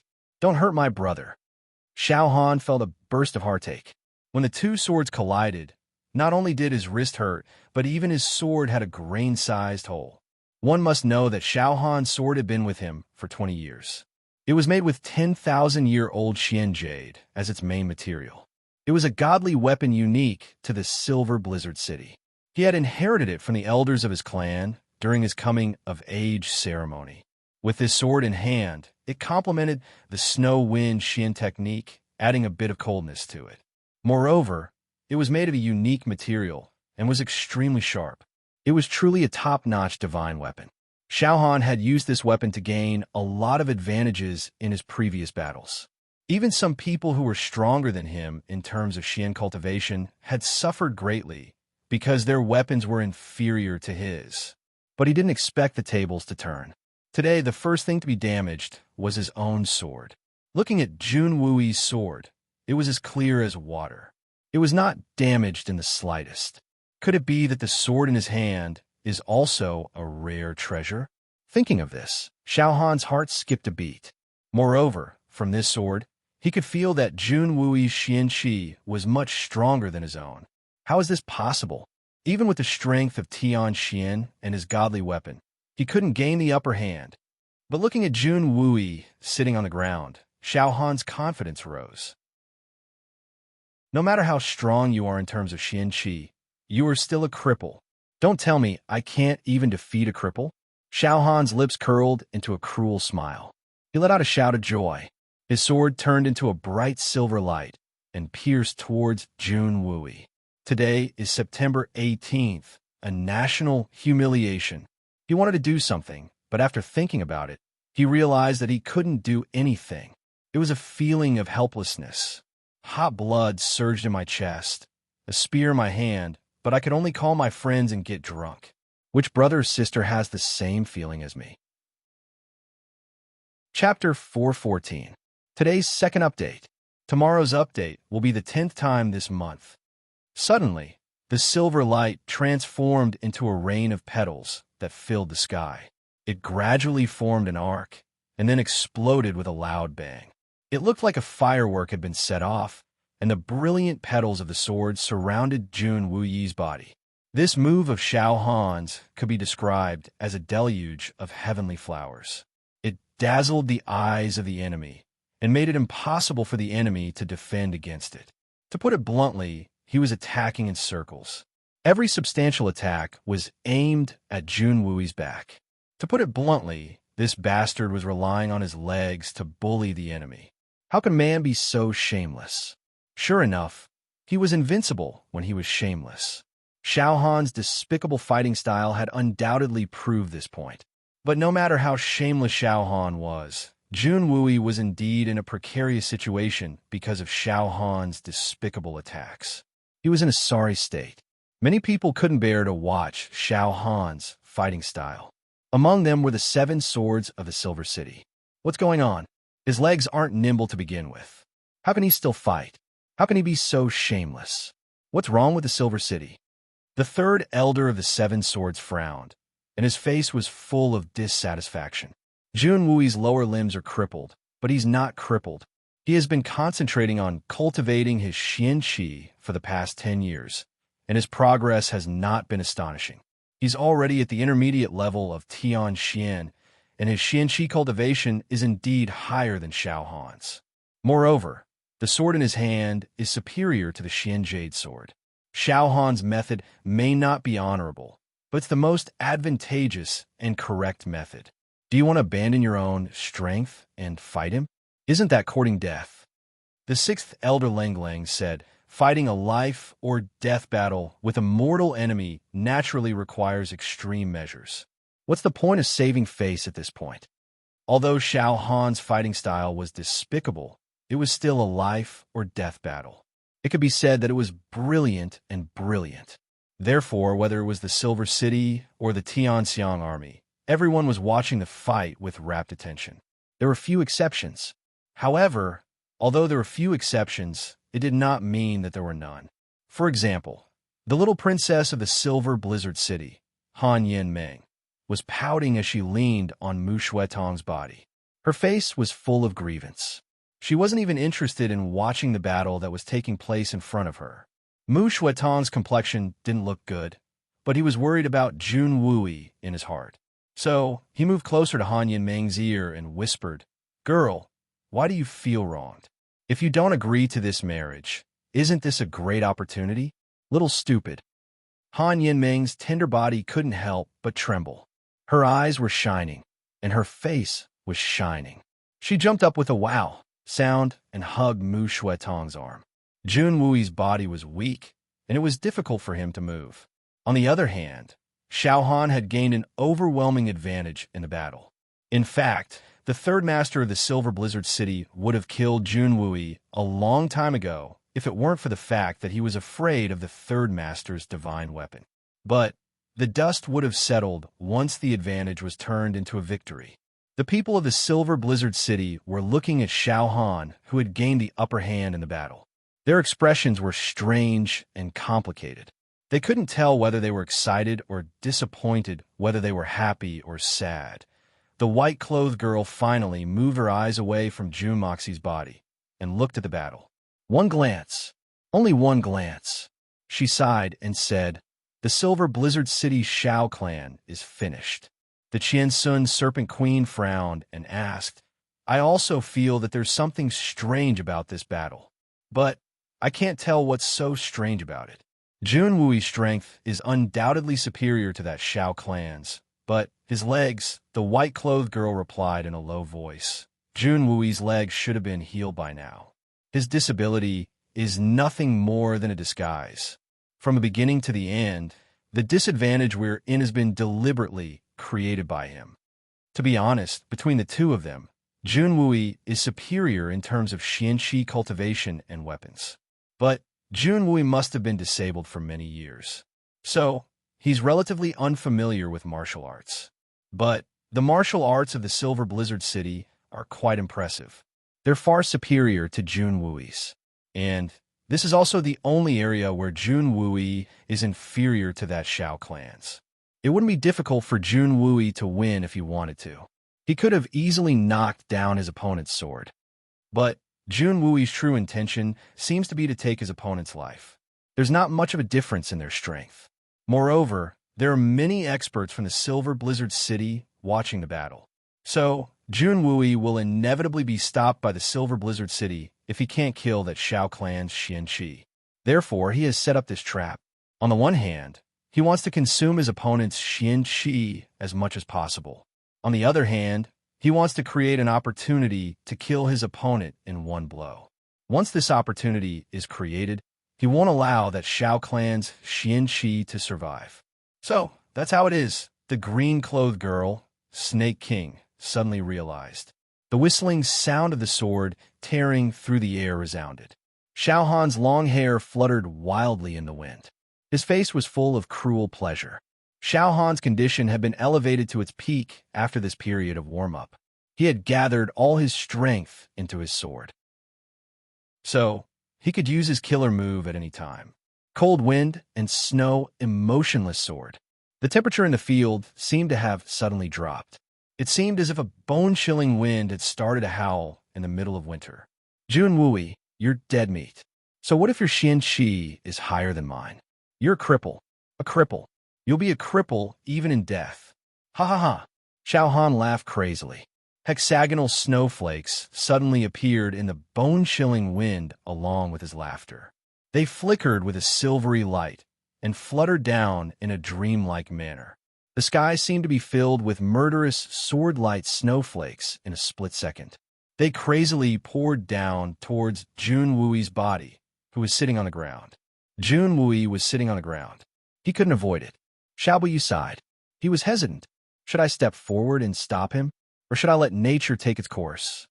Solitary Eagle and Jun Moxie were watching the fight from afar. Suddenly, a strange smile appeared on their faces. It was a mocking smile. It was a happy smile. However, no one had noticed it since their minds were focused on the two men fighting in the field. Shao Han's heart was brimming with the joy of killing his great enemy. His long-cherished wish had finally been fulfilled today. I've finally used my blood to wash away my shame today. So what if you're loyal and unwavering, Yaoa? The person you love has already died by my sword. No one else can have you even if I can't have you. Shao Han's face contorted. He brandished his sword like a madman. He attacked with all his strength and slashed at Jun Wui. Jun Wui didn't seem to have any other way. He drew a circle with his sword and was sent flying in the air with a clang sound. Shao Han laughed like a madman. He didn't relax and continued to thrust his sword forward. Suddenly, Jun Wui's calm face broke into a smile. In fact, he seemed very happy and proud of himself. In fact, he even winked at Shao Han. In fact, he made a grimace that no one could have imagined. Almost everyone cried out in alarm at this moment. It wasn't because of the Blood General's grimace. It was because the scene before their eyes was too strange. It was too unbelievable. That was because Jun Wui suddenly jumped up and stood upright. His footsteps were exceptionally agile and vigorous. Jun Wui made an extremely simple movement the moment the sword approached his body. He ferociously kicked Shao Han's belly. Xiao Han's attack wasn't vicious. He had concentrated all his energy on the third master's upper body. So, he hadn't thought about the lower half of his body. Why would he consider attacking a disabled man with his legs? That's something only a fool would do. Xiao Han had become even more relaxed after Jun Wuyi's sword had left his hand. In fact, he had even removed the guard on his upper body. In fact, he had assumed the attitude of a victor. His heart was filled with the desire to wantonly abuse and toy with his opponent. Jun Wuyi will always be trampled under my feet. I'll use whatever means I have. So, I can wantonly humiliate you, toy with you, and wreak havoc on you as long as I win. But Xiao Han didn't expect that the disabled man in front of him would suddenly kick him. And it was such a heavy kick. Why did Jun Wuyi kick me? Isn't he a disabled man? How can a disabled man kick someone? And he kicked me? This kick was very solid, very solid. Xiao Han's body was sent flying like a kite with a broken string. The sword light that had yet to reach Xiao Han's body was completely scattered as he was kicked away. Blood spurted out from Xiao Han's mouth and nose. However, his eyes were still filled with disbelief. Even his mouth was wide open in shock. How? Wasn't he a disabled man for more than 10 years? Why did he kick me? Why? Xiao Han was still in a state of confusion, anger, and surprise even when he landed. Jun Wuyi again slowed down. His body shot forward like an arrow as he chased after Xiao Han's retreating body. Then he ruthlessly kicked the man's chest. Xiao Han roared in pain as one of his ribs broke with a kacha sound. His eyes were filled with confusion and panic. The rare silver city sword flew out of his hand and fell to some unknown place. However, Jun Wuyi wasn't going to give him the time to think. Jun Wuyi's fists had already ferociously pounded on Xiao Han's temples. Jun Wuyi's eyes suddenly turned red the moment his fists came in contact with Xiao Han's facial muscles. Was this what it felt like to take revenge with one's own hands and punch in the flesh? 10 years of hatred. 10 years of hatred. 10 years of life and death separation. 10 years of grief and indignation. 10 years of suffering and separation. 10 years of being crippled. Jun Wuyi screamed crazily. He punched and kicked wildly. Tears of regret flowed down his face. Big brother, sister-in-law, I have taken revenge for you. Second brother, this little brother has wronged you. My two nephews, do you see this? Do you see this? Yaoer, my Yao. This lowly ruffian in front of me is the culprit. Jun Wuyi was shedding tears as he roared silently. Then, he ferociously punched Xiao Han's dantian. A crackling sound was heard, and a wisp of cold qi dispersed. It turned out that Xiao Han's dantian had been destroyed. Xiao Han's body flew out with a so sound. At this moment, he seemed to not feel any pain in his body at all. His eyes, which were filled with fear and confusion, were still wide open in shock. In midair, he only yelled out, "Impossible! This is impossible! How is this possible? This can't be real. It can't be real." Jun Wuyi didn't give him time to breathe. He closed in again. Chapter 415. Today's outbreak. 10th time this month. First update delivered. Jun Wuyi was venting out all the grief and indignation that he had accumulated over the past 10 years. He punched out again and again. The sound of his punches was like the most beautiful music in the world to Jun Wuyi's ears. Just like how Xiao Han did not want to kill Jun Wuyi with his sword and wanted to torture him slowly, Jun Wuyi would never have punched Xiao Han's head off, because that would have been too easy on him. 10 years of hatred, the death of his eldest brother, the death of his two young nephews, the death of his eldest sister-in-law, the death of his eldest sister-in-law, the death of his eldest sister-in-law, the death of his eldest sister-in-law, the death of his eldest sister-in-law, the decline of the Jun family. This hatred was like a mountain, like an ocean.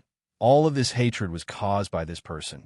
How could Xiao Han's death be enough to offset this hatred? Wouldn't that be too easy on him? Jun Wuyi had never hated anyone as much as he hated Xiao Han, even if it was his enemy, even if it was those crazy human traffickers, evil tyrants, government officials. It was enough for Third Master to kill them with one sword. But for Xiao Han, Jun Wooey felt that it was not enough, far from enough. If it was possible, Jun Wooey did not want to kill him.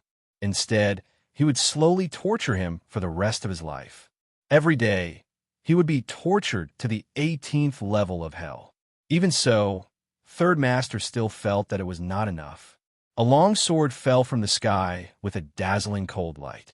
The sword edge cut through the sky and pierced into a big rock on the side of the road.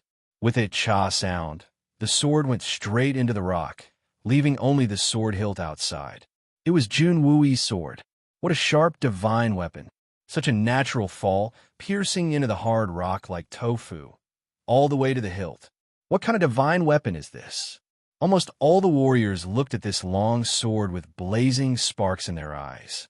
Even the solitary eagle, who never used a sword, was no exception. It had to be said that Jun Wooey's leg had already recovered. This fact had thoroughly shocked everyone in the Silver Blizzard City. Before they could recover from a shock, Xiao Han was already in the middle of a storm of beatings. How dare you? At this moment, the onlookers had already recovered from their shock. Xiao Buyu shouted angrily and flew out. His hand was like a giant axe as he chopped towards Jun Wooey.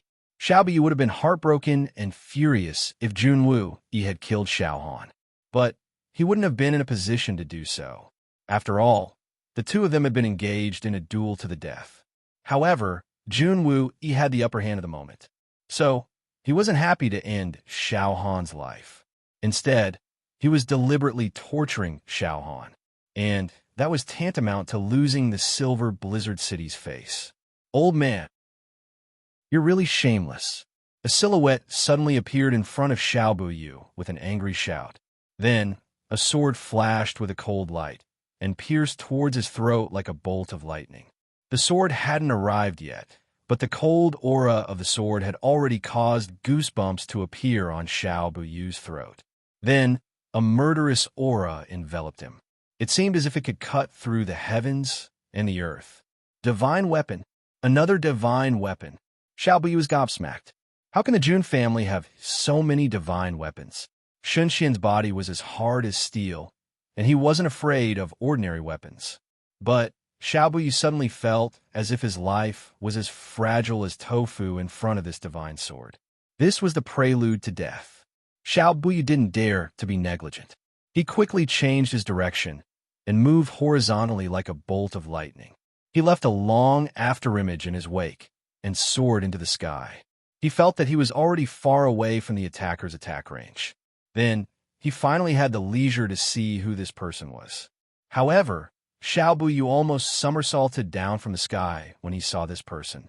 He rubbed his eyes and looked again, but it was still the same. He couldn't help but gape like his grandson. In fact, he couldn't close his mouth for a long time. How is this possible? A young and arrogant figure was floating in front of him. He held a sword that was overflowing with a cold light. His face had a disdainful sneer on it. Jun Moxie. The sword in Jun Moxie's hand was a divine sword, the blood of yellow flame. Jun Daxiao was very proud of himself. The blood of yellow flame's first life will be taken by Shun Xian as a sacrifice to the divine sword's first blood. But the name of the blood of yellow flame won't be in vain. Xiao family's old man, do you still have any shame? This is a one-on-one fight between men, and you're actually getting involved? What kind of strong man are you, Shun Xian? Jun Moxie sneered. Your grandson said that it's a fight in the name of a man. Dare I ask the Silver Blizzard City's second master, what does it mean to fight in the name of a man in the Silver Blizzard City? Do you want to win or lose? Are you planning to gang up on me? Xiao Buyu's white beard fluttered in the wind as he coldly snorted. You've got a sharp tongue, boy. He spread his hands, and a sharp cold wind rushed towards Jun Moxie. Xiao Buyu calmed down after his initial shock. Jun Moxie is a heaven-warping genius, but he's only 17 or 18 years old. How powerful can he be? So what if his sword is sharp? I'll beat this arrogant boy to the ground. Then this sword will be mine. The importance of that divine weapon had surpassed Xiao Han's life at this moment. Jun Moxie sneered. His body flickered in and out of existence. Then he pointed his sword to the east and struck to the west. He He was facing the Silver Blizzard City's 4th level Shun Xian Xiaobuyu. The sword light scattered like a meteor shower. It was gorgeous and resplendent. Xiaobuyu had reached the 4th level of the Shun Xian realm, so he was close to becoming a great master. But he still couldn't enter Jun Daxiao's eyes. Daxiao had the blood of yellow flame in his hand, so his strength had doubled. Moreover, Daxiao's strength couldn't be compared to that of Tianxian's. Therefore, Daxiao wasn't at a disadvantage even though he was fighting Xiaobuyu on his own. In fact, he was even taking the initiative. The curtain of night had finally descended upon the earth. An all-out battle was about to begin. On the other side, Solitary Eagle's figure was like an eagle soaring through the sky. He was flying at lightning speed and was blocking the 7 swords of the Silver Blizzard City. The 7 swords of the Silver Blizzard City hadn't dared to disperse the might of a great master. Each of them was at the peak of Tianxian's strength. So, they couldn't have been compared to Solitary Eagle. So, they had only been able to contend with Solitary Eagle by relying on the combined strength of the 7 of them. If any one of them were to make a mistake, then the other 6 would probably lose their lives to the Solitary Falcon in less than a cup of tea's time. The battle had reached a stalemate for the time being. The other 5 elders were about to join in the battle when they suddenly felt an indescribable pressure on their bodies. It was as if an inexplicable murderous intention had locked onto them. This murderous intention was bitingly cold. It was vast and mighty. It seemed as if the entire world was brimming with an extremely terrifying murderous aura. However, the strangest thing was that no one knew where this murderous intention had come from. Who had released it? How had it locked onto them? The green-clothed girl was watching the show in high spirits. So, it obviously wasn't her. The white-clothed girl had her back to the 5 elders. She was still leisurely sipping her tea. So, it wasn't her either. So who was it? Just who possessed such terrifying strength? But, no matter who it was, this person's strength had definitely surpassed that of an ordinary supreme martial artist. In fact, he had even reached the level of supreme martial artist Zhu Tian. The 5 elders were only at the ordinary level of Shen Xian.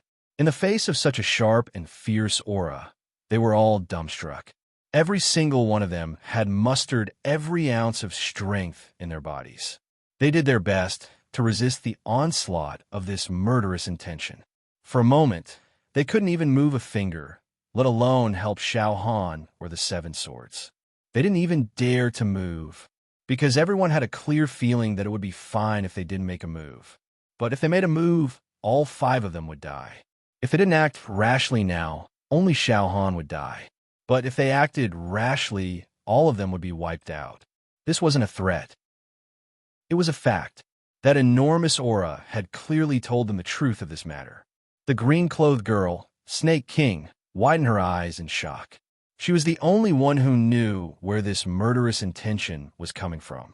There were countless people in the world, but the Snake King had only seen one person who could control such an illusory aura with such ease.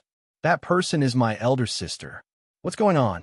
My elder sister obviously hates Jun Moxie, but why is she helping him now? This is a very difficult matter to understand.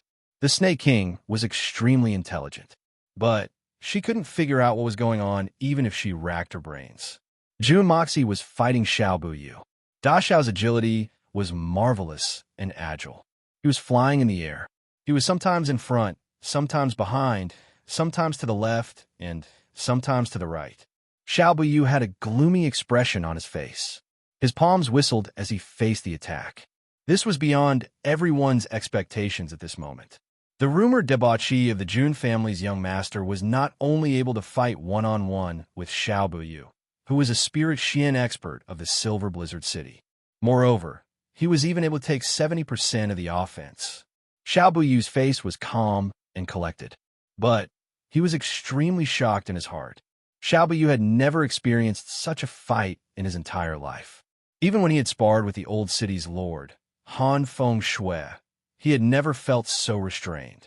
In fact, he had never felt so dangerous. Could it be that my life and death are no longer under my control? This young man is giving me such a strong sense of danger. This young man's agility is extremely strange. I can't even guess where he's going to appear next. Moreover, he never gives me an opportunity to block his moves. His figure appears in a certain position for a very short period of time. Moreover, it's always in the most difficult position for me to exert my strength. It's the most unbearable position. And he would always counterattack with a sword move that he had never seen before. This young man's sword moves could be said to be marvelous to the extreme. In fact, they were far beyond the scope of Xiao Buyu's imagination. Each move was incomparably swift and fierce, and each style was filled with an awe-inspiring, murderous intention. But he had never seen it before. It was like an antelope hanging its horns. But each attack was aimed at his weak point. The Silver Blizzard City had many exquisite moves under the heavens. So, most of the Silver Blizzard City's martial arts books had records of them. In fact, they even had corresponding methods to break them. However, this young man had already changed his sword moves a dozen times in a row, and he couldn't even recognize a single one of them. So, it was impossible to break them. Chapter 416. Today's second update has been delivered. The third update is being revised, and the fourth update is being diligently made. Moreover, the sharpness of the sword in this youngster's hand had reached a breathtaking level. Xiao Buyu had never seen such a divine sword in his life. It seemed as if it could be split open with just a touch. It didn't matter whether it was made of stone, steel, or xianqi. Under the sharpness of this long sword, the fourth-grade immortal xianqi qi that was slashed out consecutively was actually split apart from the middle. Xiao Buyu had no choice but to take the most stable defensive position. But he had gradually begun to feel powerless, even if it was just a simple defensive position. The series of events that he had witnessed today had been unimaginable. In fact, it had been a fantastic story under the heavens. In fact, he would have felt very satisfied if this had happened to someone else. In fact, he would have exclaimed in admiration again and again. In fact, he would have been so excited that it seemed as if he had reached orgasm. But if it were to happen to him, then it would truly become a complete tragedy. Xiao Buyu wanted to cry, but he had no tears to shed. This feeling was like a living person fighting with a ghost. Even if this living person had the ability of a tyrant and had the strength to move mountains, the other party had form but no substance. No matter how much strength you had, it was useless. You couldn't affect the other party at all. So what if you had great strength? He knew that this ghost was only a ghost. But this ghost still had the power to kill him. Xiao Buyu was very sad. He was extremely regretful at this time. Wouldn't it have been better if I had returned with the Silver Blizzard City's orders? How troublesome would that have been? What a pity! What a pity! This old man is too late for regrets. Xiao Buyu was still persisting in his tactics. He was trying his best to hold on until Jun Moxie was exhausted. He believed that he couldn't attack Jun Moxie even if he was a heaven-warping genius, and his agility was superb. However, Jun Moxie was still very young. So, how deep could his xianqi be? Xiao Buyu had determined that Jun Moxie's strength had reached the initial stages of the heaven level after their previous exchange. However, this level of cultivation at such a young age was truly shocking. But even this level of xianqi also depended on who it was being compared to. Jun Imo Xie was a level 4 master of the Shun Xian realm. He possessed hundreds of years of exquisite xianqi and was only one step away from the great master level. Moreover, if one were to compare offense and defense, the defensive side would consume a lot of mental energy, but the energy consumption would be far less than that of the attacker. This was especially true when the Jun family's little thief was attacking like a violent storm, which consumed the most xianqi. The principle of martial arts was that one couldn't be too strong for long, and that one couldn't guard too much. He believed that as long as he fought steadily and didn't reveal any flaws, the final chance of victory would be his. Even if he took 10,000 steps back, he would be able to exhaust his opponent to death. Xiao Buyu's plan could be said to be flawless under normal circumstances. In fact, it could be said that his calculations were extremely wise. This kind of tactic was applicable everywhere. He believed that basically no one in the world could exceed this scope. However, it didn't mean that no one could. For example, his strategy of delaying Jun Moxie had been a big mistake, because Jun Dashao was a complete freak, and this freak wasn't afraid of any kind of exhaustion. Dashao had the upper hand, but he still had some misgivings in his heart. Xiao Buyu was a level 4 master of the Shunxian realm. Perhaps he wasn't as good as Solitary Eagle, but there wasn't much of a gap between them in terms of Xianqi. Xiao Buyu would be at a disadvantage if he were to go all out, and the gap between his Xianqi and Xiao Buyu's Xianqi was too big. So, it didn't matter how sharp or valiant Xiao Buyu's moves were. In fact, he might even inflict serious injuries on Dashao. But it wouldn't be fatal. After all, how could Jun Moxie choose to go all out against an old fox like Xinxian? Jun Dashao was like the rising sun. He hadn't lived long enough. Wouldn't it be too much of a loss to risk his life against an old freak who was almost 100 years old? It was a pity that Xiao Buyu also cherished his life. In fact, he cherished his life far more than Dashao had imagined. Moreover, he still wanted to maintain Shun Xian's reputation. So, he had put on airs even though he was facing a powerful enemy like Jun Moxie. He would rather fall into a disadvantageous position. In fact, he had been so passive that he hadn't even drawn his sword. After all, Shun Xian was a level 4 master. He was a level 4 master, and he had been famous for more than 60 years. So, it wouldn't be justifiable for him to use his sword against a 16 or 17-year-old boy. However, Xiao Buyu had never thought that he would make such a foolproof choice. But he hadn't expected that he wouldn't be able to exhaust his opponent to death. Instead, he was the one who couldn't afford to exhaust his opponent. Jun Moxie's imposing manner was like a rainbow as the battle went on for a long time. His offensive had become increasingly vigorous. But he had also begun to admire Xiao Buyu. His offensive had been tight and urgent. Moreover, every move he had used hadn't belonged to this world. So, he had believed that any one of his moves would have been able to cause a great shock. However, the second master of the Xiao family, Xiao Buyu, was worthy of the reputation of the first generation of Xinxian. He was an expert who was closest to becoming a great master. Xiao Buyu had cut a sorry figure under his violent offensive. In fact, he had even been forced into a fluster. But he had still been able to rely on his profound martial skills and valiant fighting wisdom to hold out for so long. Xiao Buyu's Xian Qi couldn't be mentioned in the same breath as that of that damned Bailey Xiongfeng. Both of them were called Shun Xian in name.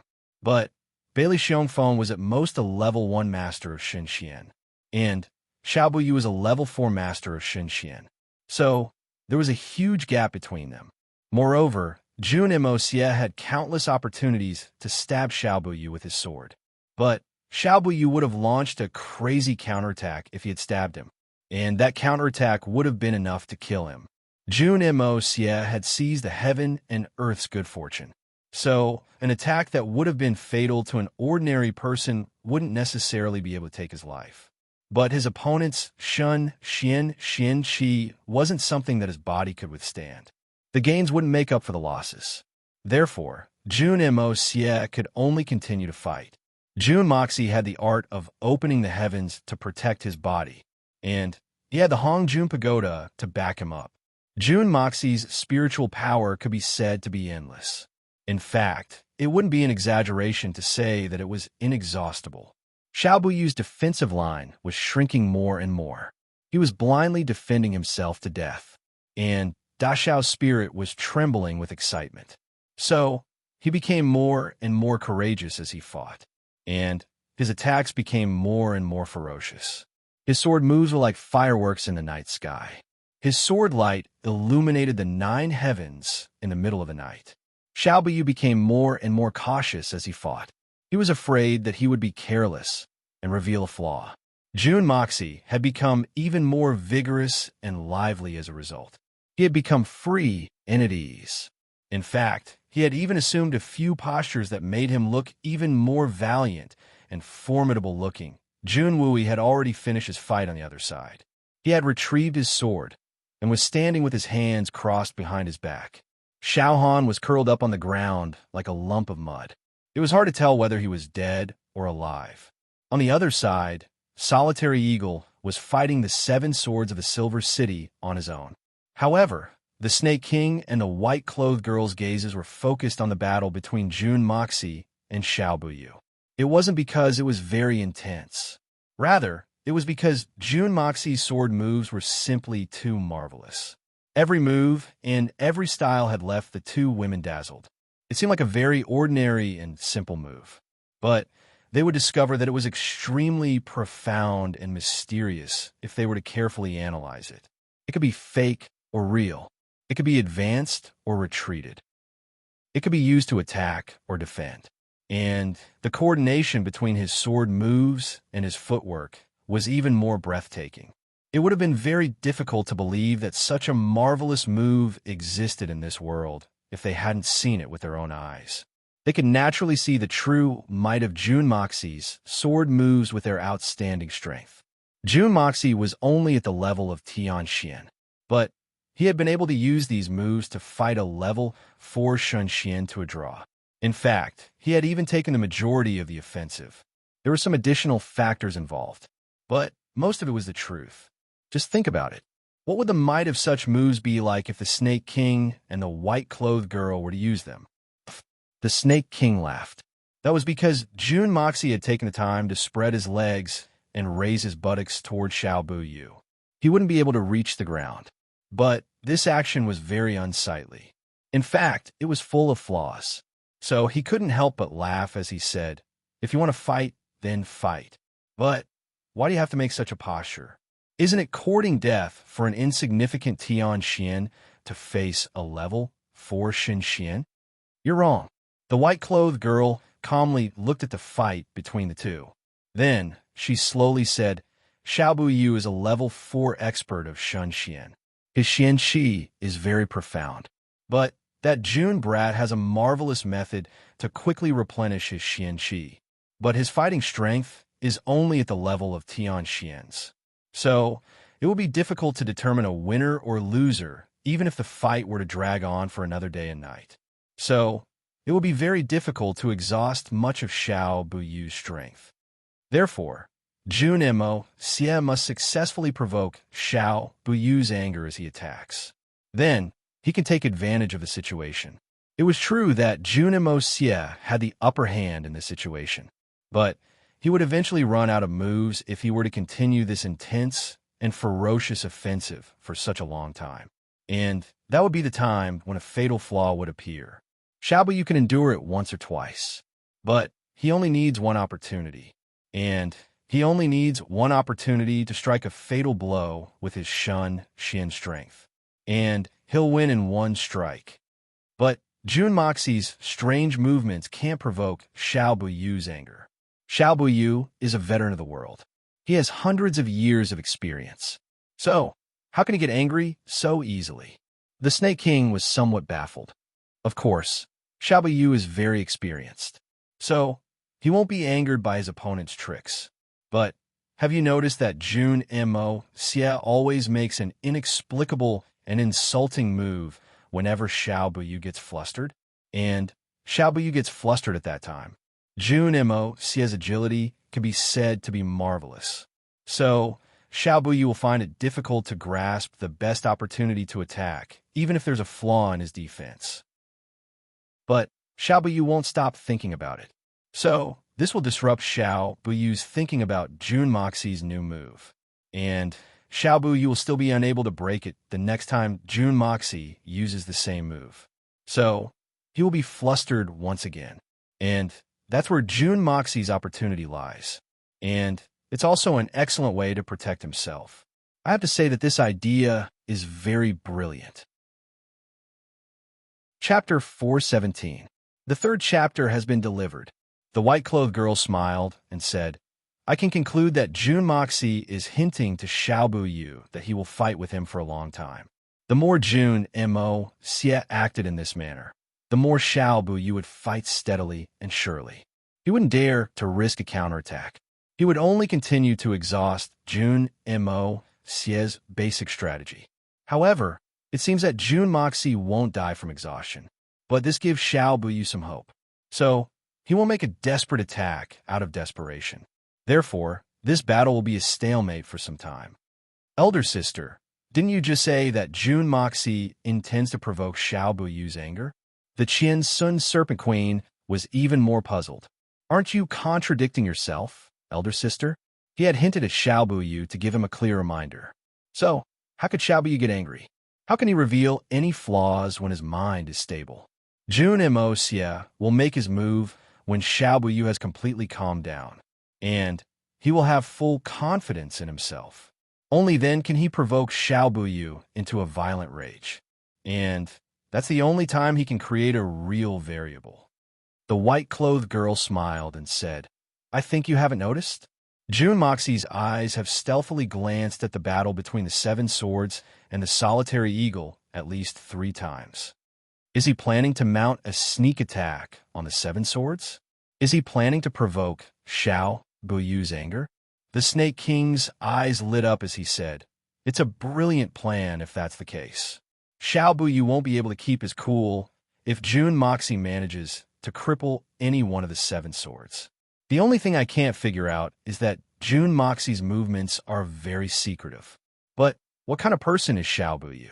No matter what, he was still a famous expert of his generation, a 4th-level spirit Xian expert. In a battle, his eyes and ears would definitely be alert. Even if Jun Mo Xie's movements were concealed, how could he hide it from him? How could he let Jun Moxie have his way? If Jun Moxie succeeded, the alliance of the Seven Swords would immediately collapse, and the Solitary Eagle would be able to kill the Seven Swords in a very short time. There would be no turning back for the Silver City's defeat. So, Xiao Buyu must have taken precautions. But it seems that Jun Moxie's plan is wrong. The white-clothed girl seemed to have a clear understanding of the entire situation, but she revealed a trace of doubt for the first time. Hearing this, the Snake King was also puzzled.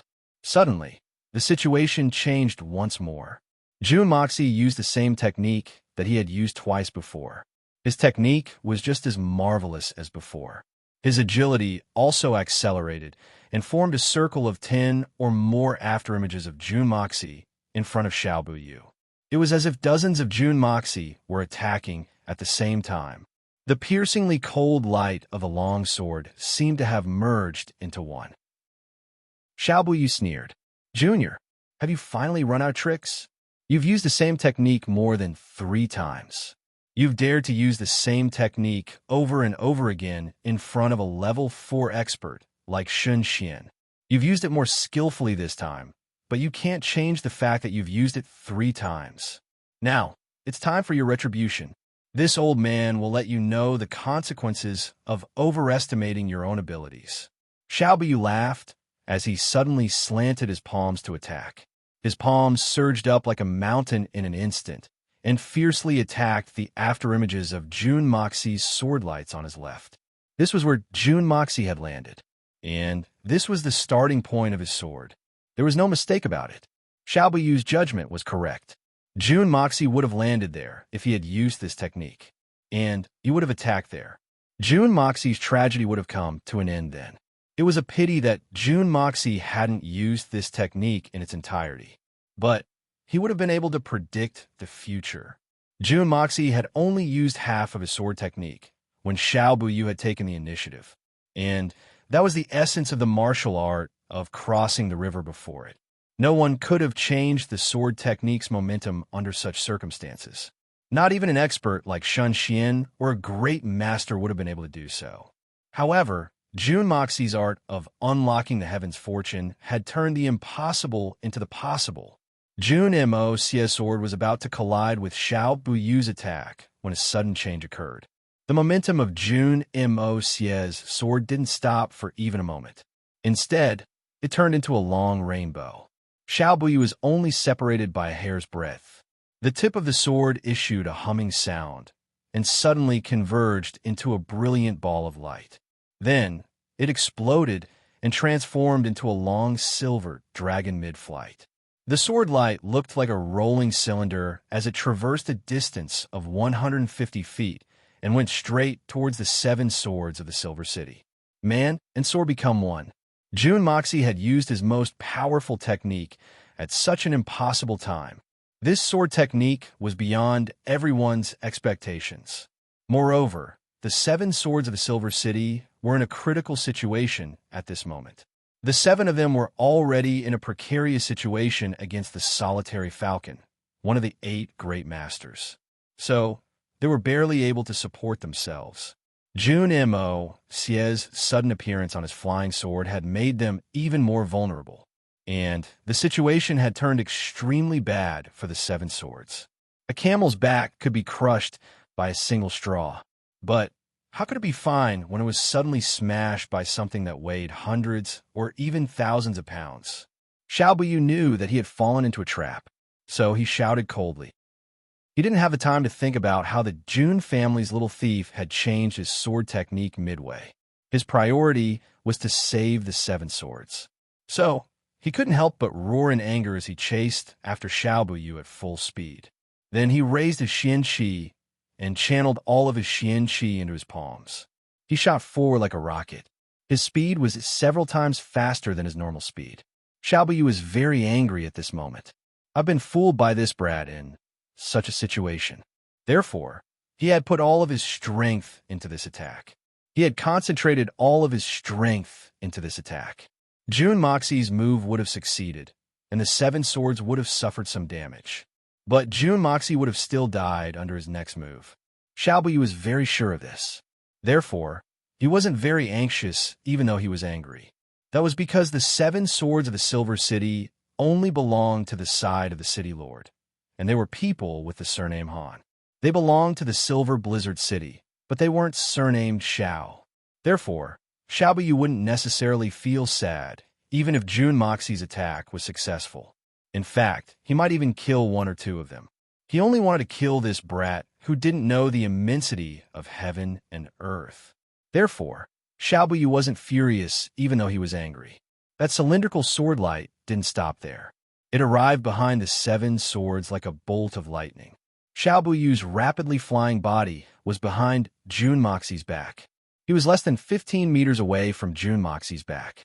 For a spirit Xian expert, this was a distance that could be easily reached. In fact, Xiao Buyu's sleeves were issuing a sharp whistling sound as he flew. His entire body had turned into a fuzzy, gray shadow. It was evident that his speed had increased to the extreme. Da Xiao had spent a lot of effort to create this situation, but it didn't seem very advantageous now. Solitary Eagle's brows wrinkled. He was very dissatisfied with Jun Moxie's arrival. I have the absolute advantage, but you suddenly attacked me. Are you here to support me, or are you here to cause trouble? I would have been able to defeat the 7 swords if you could have held Xiao Buyu back for a while. But you've suddenly attacked me. But you've put yourself in danger even if you can speed up my victory. Isn't this not worth it? As for the 7 swords, their cultivations were 1 level lower than the solitary falcons, and they had to withstand Jun Moxie's sudden and ferocious onslaught. They were in a very difficult situation, and they felt as if their backs were being pierced. In fact, they even felt as if their skin was being torn apart. Xiao Buyu's face revealed an evil grin. He had been accumulating power for a long time, so he slashed out with a loud bang. However, the entire field was filled with cries of alarm. That was because Jun Moxie's figure had suddenly disappeared. He had suddenly disappeared. He had disappeared as if he had flown away. It seemed as if he had never appeared. That cylindrical sword light had also disappeared without a trace. It had quietly disappeared without the slightest warning. That magnificent sword light from before had seemed like a dream. Xiao Buyu's speed had already reached his limit. He wasn't Jun Moxie, so he didn't have the luxury of time to change his moves. His palms carried a majestic strength that could topple mountains and overturn the seas. His target had suddenly disappeared. It was as if he had attacked the 7 swords. He had only managed to raise the angle of his attack in his haste. Then, he whizzed over the 7 swords and fiercely attacked Solitary Eagle. The pressure on the 7 swords suddenly disappeared. They were overjoyed to see that Xiao Buyu had turned into a powerful reinforcement. So, they counterattacked Solitary Eagle with all their might. Solitary Eagle had suddenly encountered a powerful enemy in a hurry, and the pressure from the enemy had doubled in an instant. So, he couldn't help but become angry. So, this brat isn't here to help. He's here to cause trouble. Don't tell me that it's too easy for me to fight 7 people. But there was no other way. The 8 enemies were attacking him at the same time. So, even someone as strong as Solitary Eagle had no choice but to go all out. He heard the eagle god shout, "Ghostly Eagle!" He attacked with all his might. Suddenly, the sky was covered with sharp claw shadows. It seemed as if thousands of evil spirits had rushed out of the gates of hell. Countless illusory, ghostly claws pounced on the Silver Blizzard City's 8 people. The 7 swords' chi whistled in the air. Xiaobuyu's palm wind rumbled. Solitary Eagle's ghostly eagle's claw chi tore through the night sky. The 9 people collided like Mars colliding with the Earth. Suddenly, a burst of arrogant laughter rang out the moment the 9 people collided. It was Da Xiao's Jun Moxie's voice. He had disappeared from that place for some unknown reason, and he had reappeared in front of the exhausted Xiao Han on the ground. Such an astonishing speed was simply unpredictable. In fact, it would be more accurate to say that 2 Jun Moxies had appeared in 2 different places at the same time. That would be more in line with the facts. However, these 2 Jun Moxies were the same person, and this fact had become something that no one could understand even if they broke their heads. Chapter 418. Eruption. 4th update. Despicable Junior. You dare. Xiaobuyu roared. His eyes seemed as if they were about to split open. That's my grandson. Xiaobuyu felt as if his courage had been shattered, and his heart was being twisted. Raging emotions, in an instant, completely ignited his entire being. He had gone berserk with rage. The hair on Xiaobuyu's head stood up in anger at this moment. It seemed as if he had been struck by lightning on a rainy day, but he could only fly into a rage and nothing more. But he couldn't do anything. In fact, he didn't dare to do anything. That was because the Solitary Eagle's tyrannical attack had already collided with his own palm. How could the all-out attack of a great master be ordinary? Xiaobuyu was only a step away from the great master realm, and he had 7 powerful helpers. But the situation was still not optimistic.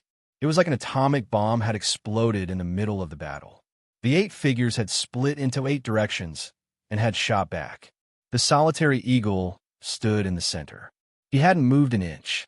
His long hair was fluttering in the wind. It seemed as if the seaweed at the bottom of the sea had encountered a hurricane. However, his body had sunk into the ground from his waist down. The great master of the Xian realm hadn't retreated even an inch in the face of the torrential attacks of the 8 experts. Xiaobuyu flew back with blood dripping from the corners of his mouth. But he didn't have the time to check his injuries. He hadn't even had the time to stop his retreating momentum. Instead, he let out a long and mournful cry and threw himself toward Xiao Han. His face was distorted with grief, indignation, rage, and tyranny. Jun Wu Yi and Xiao Han fought, and Jun Wu Yi had gained an overwhelming advantage. So, he had finally been able to press Xiao Han down and beat him up.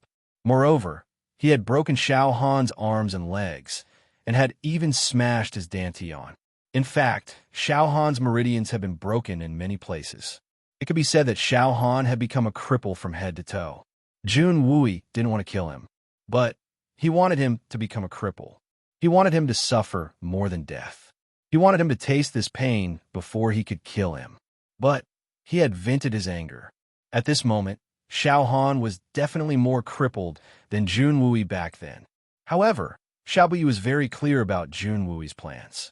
Therefore, he was not impatient. Perhaps Xiao Han would no longer be able to cultivate Xian Qi in the future, but with the Xiao family's soul-replenishing jade, Xiao Han's injuries could still be healed. And this was something that Jun Wui did not know. In fact, Xiaobuyu intended to use this as a pretext to resolve the enmity between the Jun and the Xiao family. After all, Xiao Han was the root cause of everything that had happened. However, Xiao Buyu wasn't doing this because he wanted to show weakness. He wasn't willing to give up on Xiao Han. Instead, it was because the mysterious expert behind the Jun family was too frightening. If this matter could be resolved like this, it would be an easy matter for both sides. On the other hand, Xiao Buyu was also very relieved. He believed that Xiao Han would be crippled or even humiliated by Jun Wui.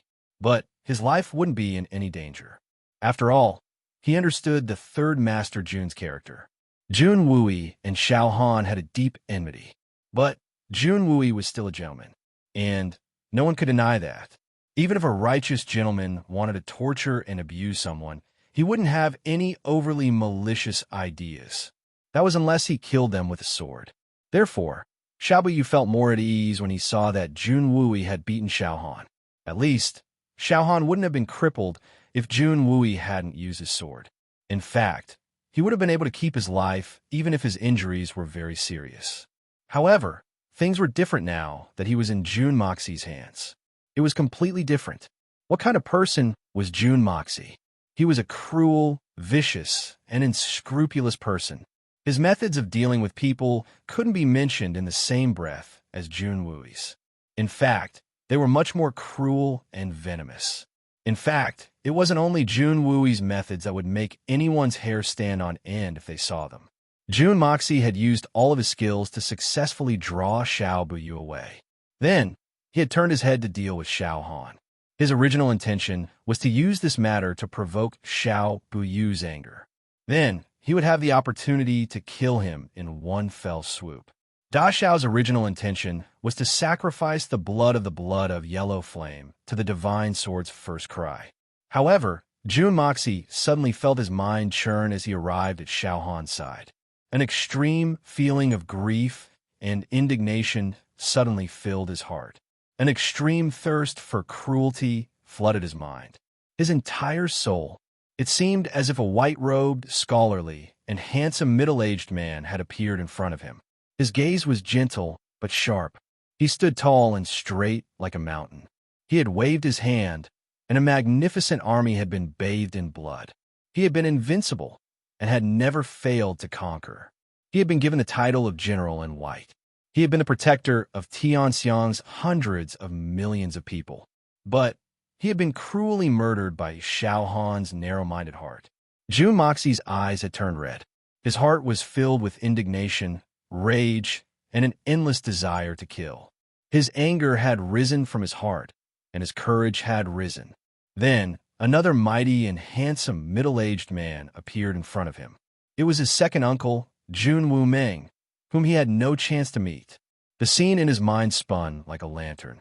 A gentle and virtuous woman was looking at him lovingly. Her eyes were filled with endless love and affection. It was a motherly love as vast as the sea. Mother, two handsome young generals were looking at him. Their faces were almost identical to his. They were looking at him with great expectation. Revenge. Revenge. Suddenly, these two words resounded in Jun Moxi's mind like a tsunami. Only these two words. Only these two words.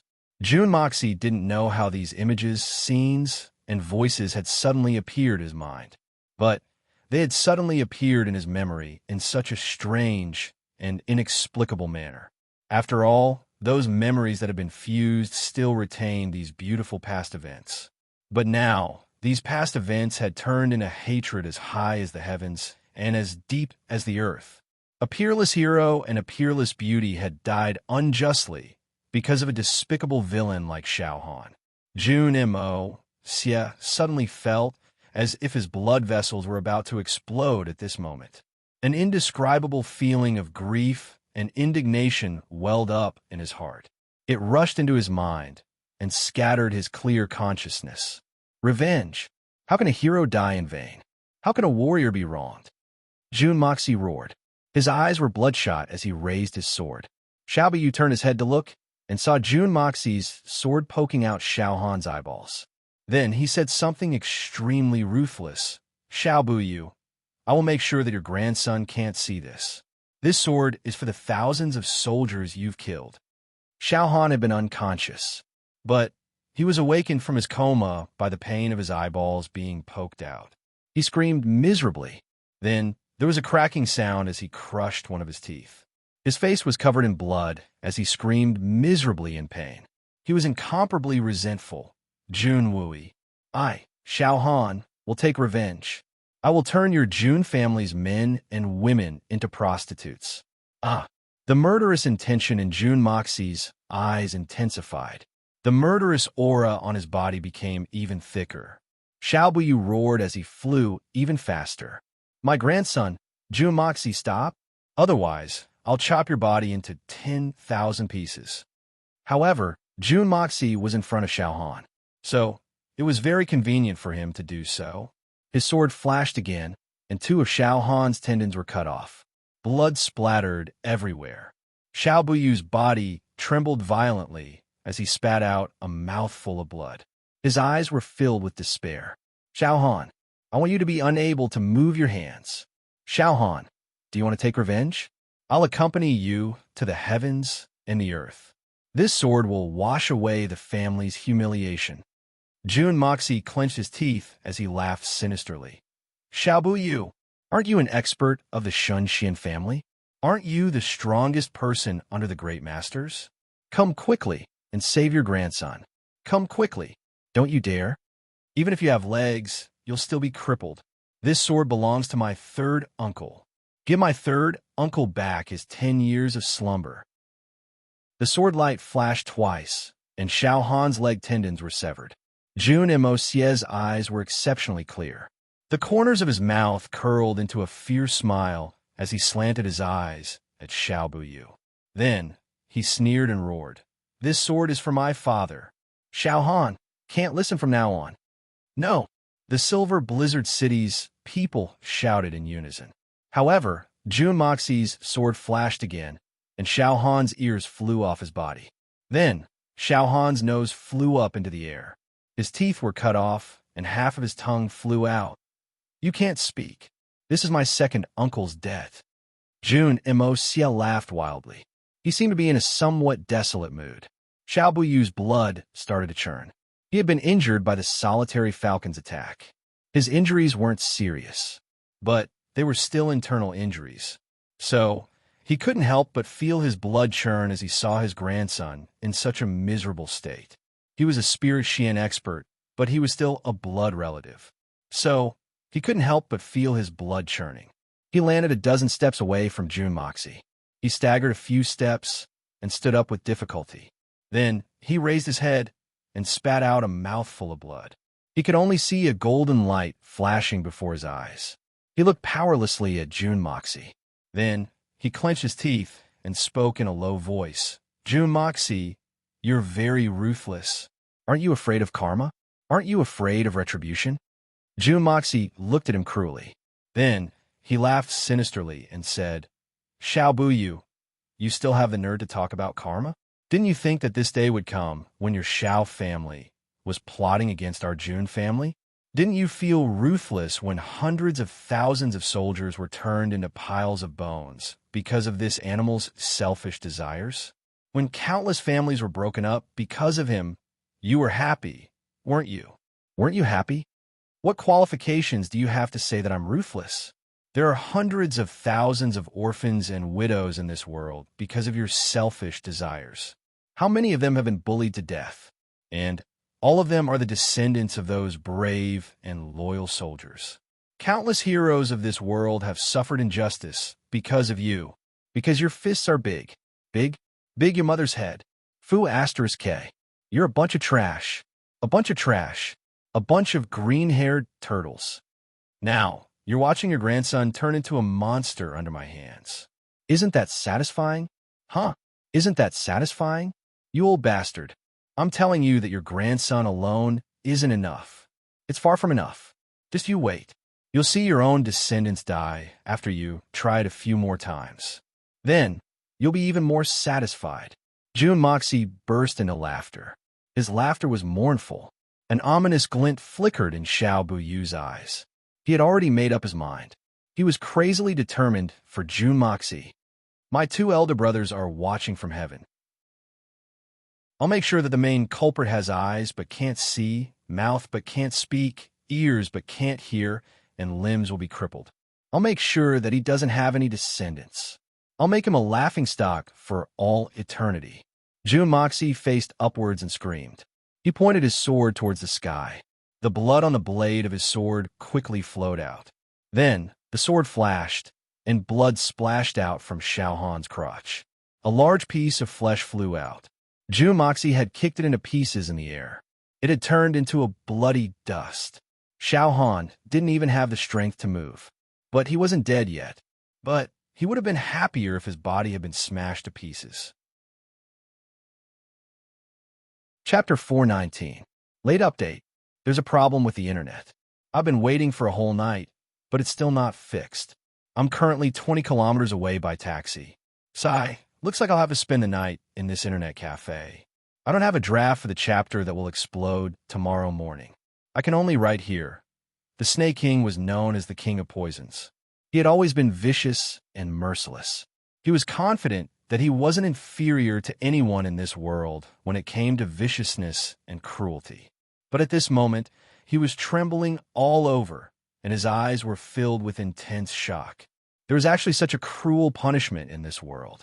Such a cruel and cold-blooded person. Could it be that Jun Moxie's heart is made of iron? He could be so cold, callous, almost cold-blooded, and so ruthless.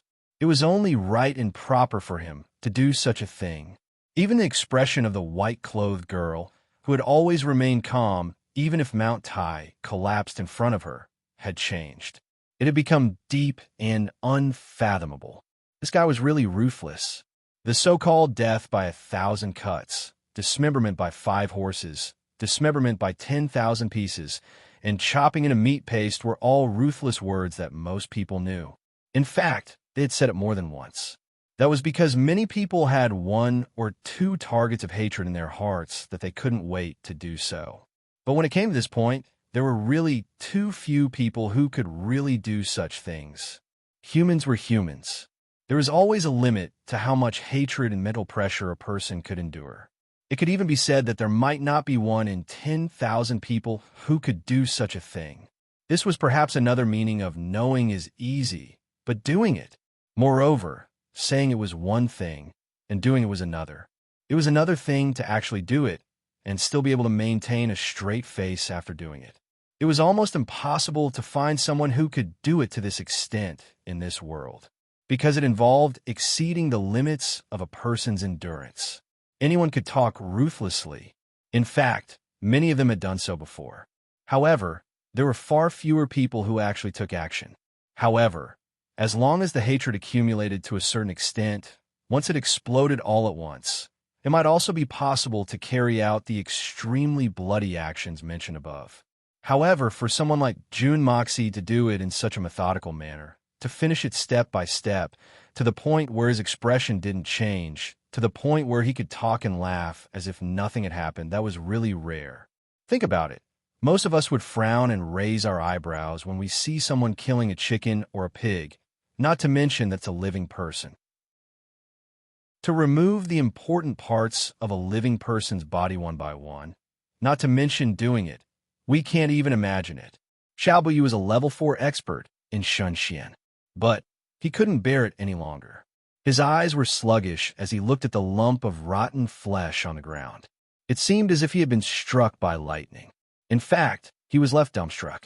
He had never imagined that Jun Moxie would do this. He dared to do this. He was so ruthless and left no room for negotiation.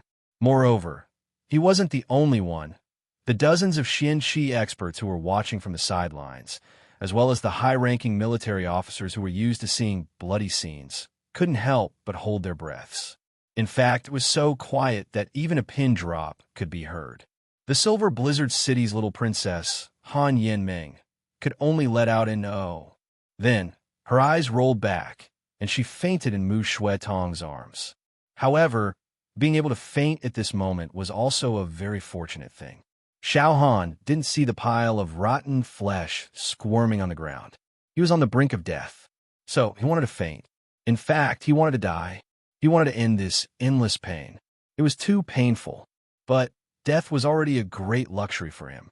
So, he couldn't even talk about fainting. The faces of the other 5 elders of the Silver Blizzard City turned red. But they were still trapped by that huge force. So, they couldn't move even an inch. They could only gnash their teeth and open their eyes wide. They had already determined that this huge force must have come from a peerless expert. In fact, it might even be the mysterious expert behind the June family. So, it might be a good thing that they couldn't intervene. But if they were to intervene and provoke that mysterious expert, then that mysterious expert would have been able to kill them with a wave of his hand. So, it wasn't too far from the truth. The powerful force that had trapped them had indeed come from a peerless expert. But it wasn't the mysterious expert behind the June family. Instead, it was the white-clothed girl who had intervened. Ha ha ha ha! Suddenly, a burst of gentle and clear laughter rang out in the midst of the deathly silence. Everyone looked towards the source of the laughter and saw that the person who had laughed had a gentle and indifferent expression on his face. His smile was amiable, and his body was like a jade tree facing the wind. He stood tall and proud. It was none other than June Moxie. The person who had laughed was none other than June Moxie. Even at this moment, he could still laugh. After creating such a tragic scene with his own hands, he could still laugh as if nothing had happened. This is refreshing. June Moxie looked at Xiao Buyu with interest. Second Master Xiao, did you know? When the long sword in my hand slowly cuts into the flesh of the person I hate the most, this kind of feeling is simply too wonderful. It is simply indescribable. No, just the word wonderful is simply insufficient to describe this kind of pleasure. Especially, this person's surname is Xiao, his name is Xiao Han, and my surname is June. Xiao Buyu's body had been as motionless as a mountain. But he was now swaying in a strange manner. His eyes were firmly fixed on June Moxie. His throat was issuing a strange hee-hee sound, but he couldn't say a single word. You don't need to speak. I understand your feelings very well. I can express my understanding towards you. In fact, I can even express my sympathy. In fact, I sympathize with you from the bottom of my heart. June Moxie heaved a long sigh and said, After all, he's his own flesh and blood. After all, it's a family of blood. It's a tragedy for a person with white hair to send off a person with black hair. Especially, I'm sorry. How could I have spoken the truth? I'm really sorry. I said the wrong thing. I'll pay attention next time. June Moxie then changed the topic. That's not right. I've said the wrong thing. Look at me. I was too happy and excited just now. So, I didn't even notice that I had said the wrong thing. I hope you don't take offense to it. Cough, cough. Actually, you should be grateful to me. Xiao Han is crippled, but I've spared his life after all. In other words, that the person with white hair sending off a person with black hair isn't valid. Don't you agree with me? June Moxie rubbed his hands together. He looked a little embarrassed as he said, Besides, he's not completely crippled. I haven't broken his spine yet. I'm a soft-hearted person. So, I was soft-hearted for a moment. So, I didn't do it. How about I make up for it if you feel that I didn't do it properly because of this? I guarantee that you'll be satisfied. Once again, I would like to express my apologies to you. You're a demon. Xiao Buyu's lips trembled. He felt indescribable grief and indignation. Demon. I really don't like those 2 words. In fact, you think too highly of me. I'm not worthy of those 2 words. June Moxie shook his head in disapproval. You should consider replacing them. That's because I can't be considered a demon when compared to your Xiao family. He raised his sword and pointed its point downwards. Xiao Han's blood quickly flowed down from the tip of the sword. But the sword's blade had regained its clarity in the blink of an eye. I've learned what a divine weapon is today. You've killed 1,000,000 people, and your blade hasn't been stained with blood. I used to think that this was just empty talk. But I now know that such a sword truly exists. It's a good sword. June Moxie sighed. Everyone's bodies trembled as they heard this. You've killed 1,000,000 people, and your blade hasn't been stained with blood. Second Master Xiao, I know that you're deliberately acting as if you're on the verge of collapse. But you're planning to kill me in one fell swoop. You made up your mind to kill me today. So, you don't care about the consequences. Isn't that right? Jun Moxie smiled wholeheartedly as he said, Of course. You've just been injured. And your spirit has also been affected. So, you'll need some time to prepare, right? Let me ask you something during this time. Second Master Xiao, do you know about the Hall of Huanghua? The Hall of Huanghua. Jun Wui's eyes suddenly flashed with a dazzling light. The third Master Jun would never forget the tragic scene he had witnessed when he and Jun Moxie had stormed into the Hall of Huanghua that day. Jun Wui trembled with anger every time he thought of that tragedy. Xiao Buyu looked at Jun Moxie with bitter resentment. He did his utmost to summon up his strength, but he didn't say a word.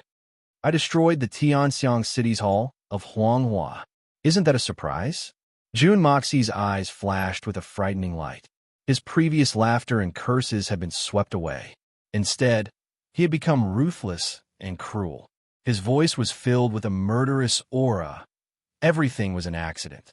My original intention was very simple when I had destroyed the Hall of Huanghua. I had thought that it was an inhumane, money-making organization. But I realized that I was wrong when I saw a training ground for prostitutes in the Tianxiang city. In fact, I was extremely wrong. That's because even those evil human traffickers who force women into prostitution can't do such a despicable thing as the Hall of Huanghua did. Boys and girls who don't have good aptitudes and looks can only be exiled, or they can be resold, or they can be used as supplements, or they can be groomed into manservants or pimps. In any case, even the relatively inhumane human traffickers rarely do things that are completely heartless, breaking people's legs and hands, breaking their lumbar vertebrae, and putting them in a jar to raise them, to make them completely deformed. This kind of thing, only the heartless, deranged, and inhumane Hall of Hell would do such a thing. There was no precedent for such a thing. That's why I found it strange. That's why I started to think about something. I thought, what kind of deep hatred could lead the master of the Hall of Huanghua to do such a thing to these children? These children obviously wouldn't provoke them. So, there's only one thing. What kind of hatred could the master of the Hall of Huanghua have with the parents of these children? What kind of hatred could drive them to do such a thing to these children? One night, my grandfather Jun and my third uncle were talking about their old comrades. Then, they unintentionally sighed. How come those old subordinates of mine have disappeared? They should have come to see me even if they were disheartened, right? I would have been very happy to know that they're still alive. Chapter 420. Today is the second chapter. Tomorrow is the 11th eruption of the month. Chapter 1 of the eruption. Then take a taxi to go back to sleep. There's a saying that goes like this. The speaker may not mean it, but the listener takes it to heart. So, I arranged for someone to investigate my father's old subordinates. I wanted to know where they were and how they were doing. The investigation went on for a month and a half, and all the results told me one thing.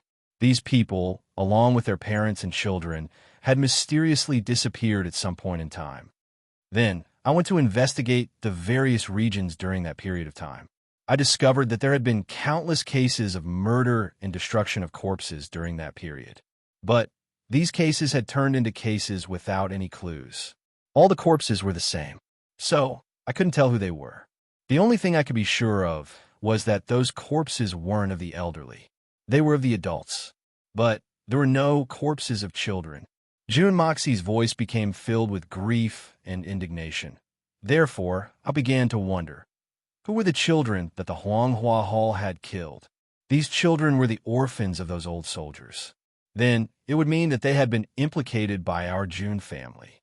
So, the mastermind behind the Huanghua Hall must have a great enmity with our Jun family. But who is this mastermind? Jun Moxie met Xiao Buyu's resentful gaze. Then, his own gaze also became fierce and resentful. He took a step forward to meet Xiao Buyu's gaze and asked in a heavy tone, Second Master Xiao, I've heard that you're the wisest elder of the Xiao family. Can you tell me? Who is the mastermind behind the Huanghua Hall? Who's so heartless? Who has such a great enmity with our Jun family? How can they be so deranged as to vent their anger on innocent people? Second Master Xiao, tell me, who is this person? Jun Moxie took a step forward with every question he asked. The biting, cold, murderous aura on his body became even thicker with every step he took. His gaze was like a knife as he stared intently at Xiao Buyu. Xiao Buyu finally turned his eyes away under Jun Daxiao's intense gaze. He didn't dare to look at Daxiao's eyes again. Xiao Buyu unconsciously retreated as Jun Moxie moved forward step by step. His gaze, which had always been solemn, seemed to be a little confused and lax. The dignified Shunxian powerhouse was at a loss when faced with Jun Moxie's questioning. The sound of Jun Moxie's heavy footsteps entered Xiao Buyu's ears. Every step he took was like a thunderclap from the ninth heaven. It pounded on Xiao Buyu's heart. How would I know who it is? What kind of weird things are you talking about? Xiao Buyu seemed extremely angry as he asked, but his voice was trembling. The voice of a Shunxian powerhouse was trembling. Anyone with a little bit of experience would have realized that there was something fishy about it.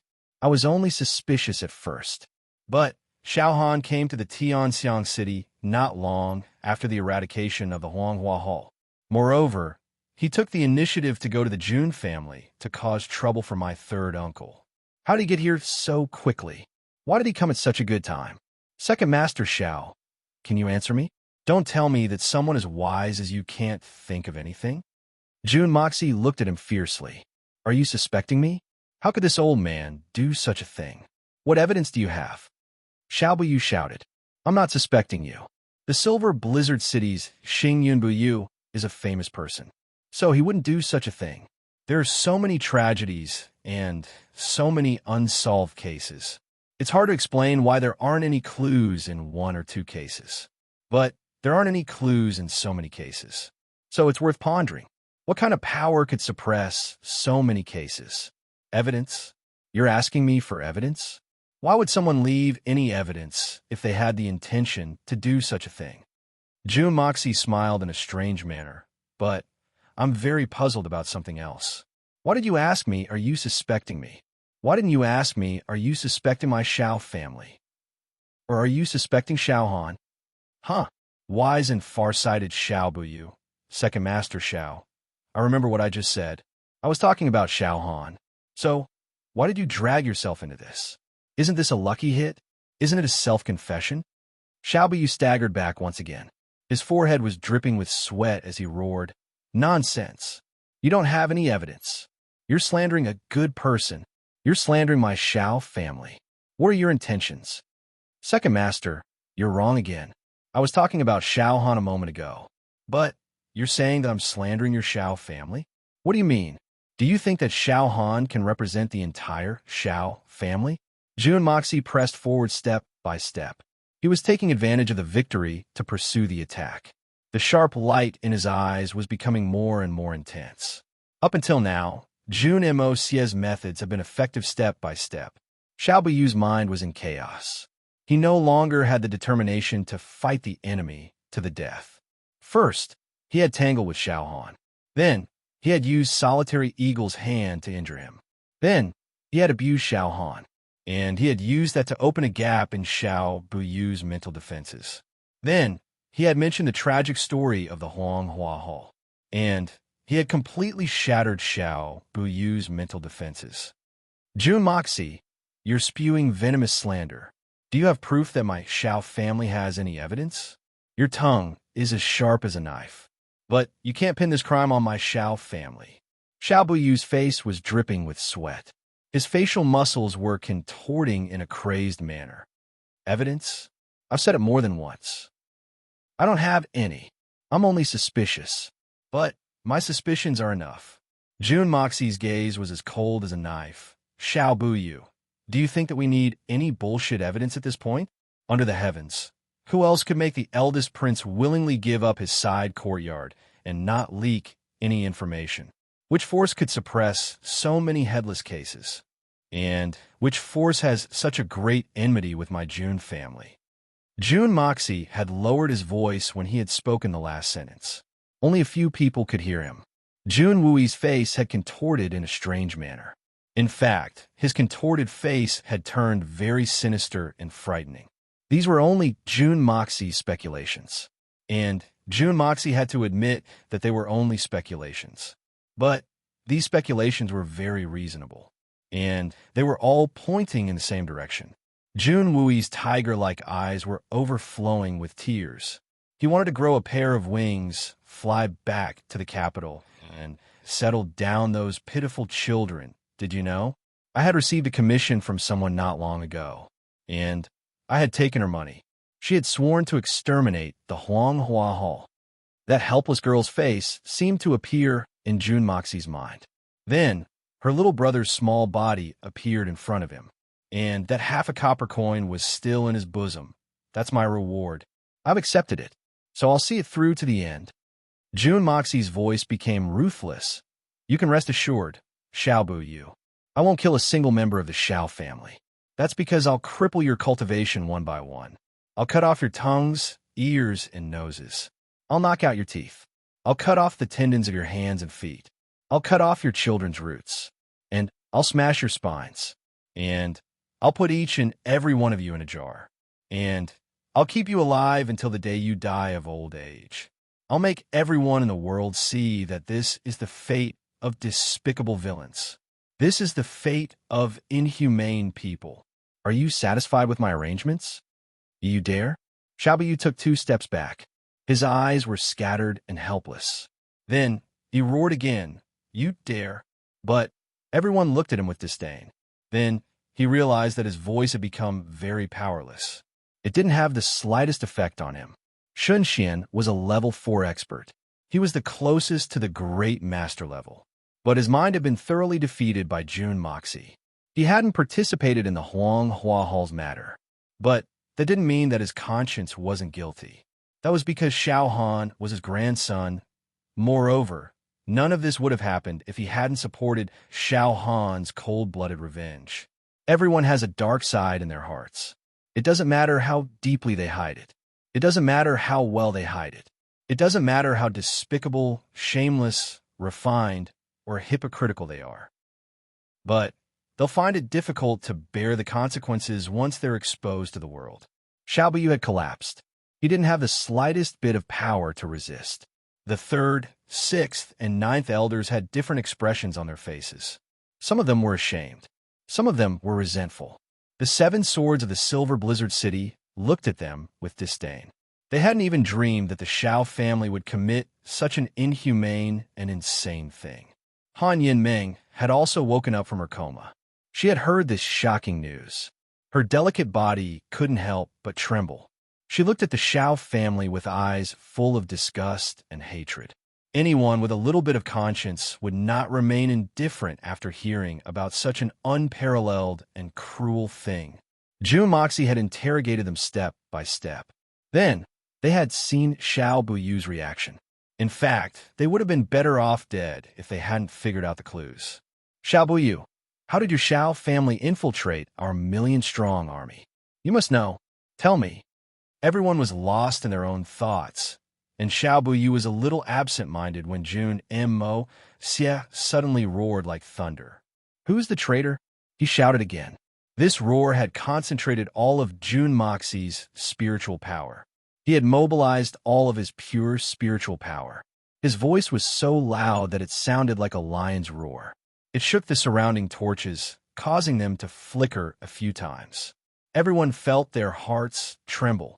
Some of the weaker ones felt their minds go fuzzy, and the events of the past came flooding back to them.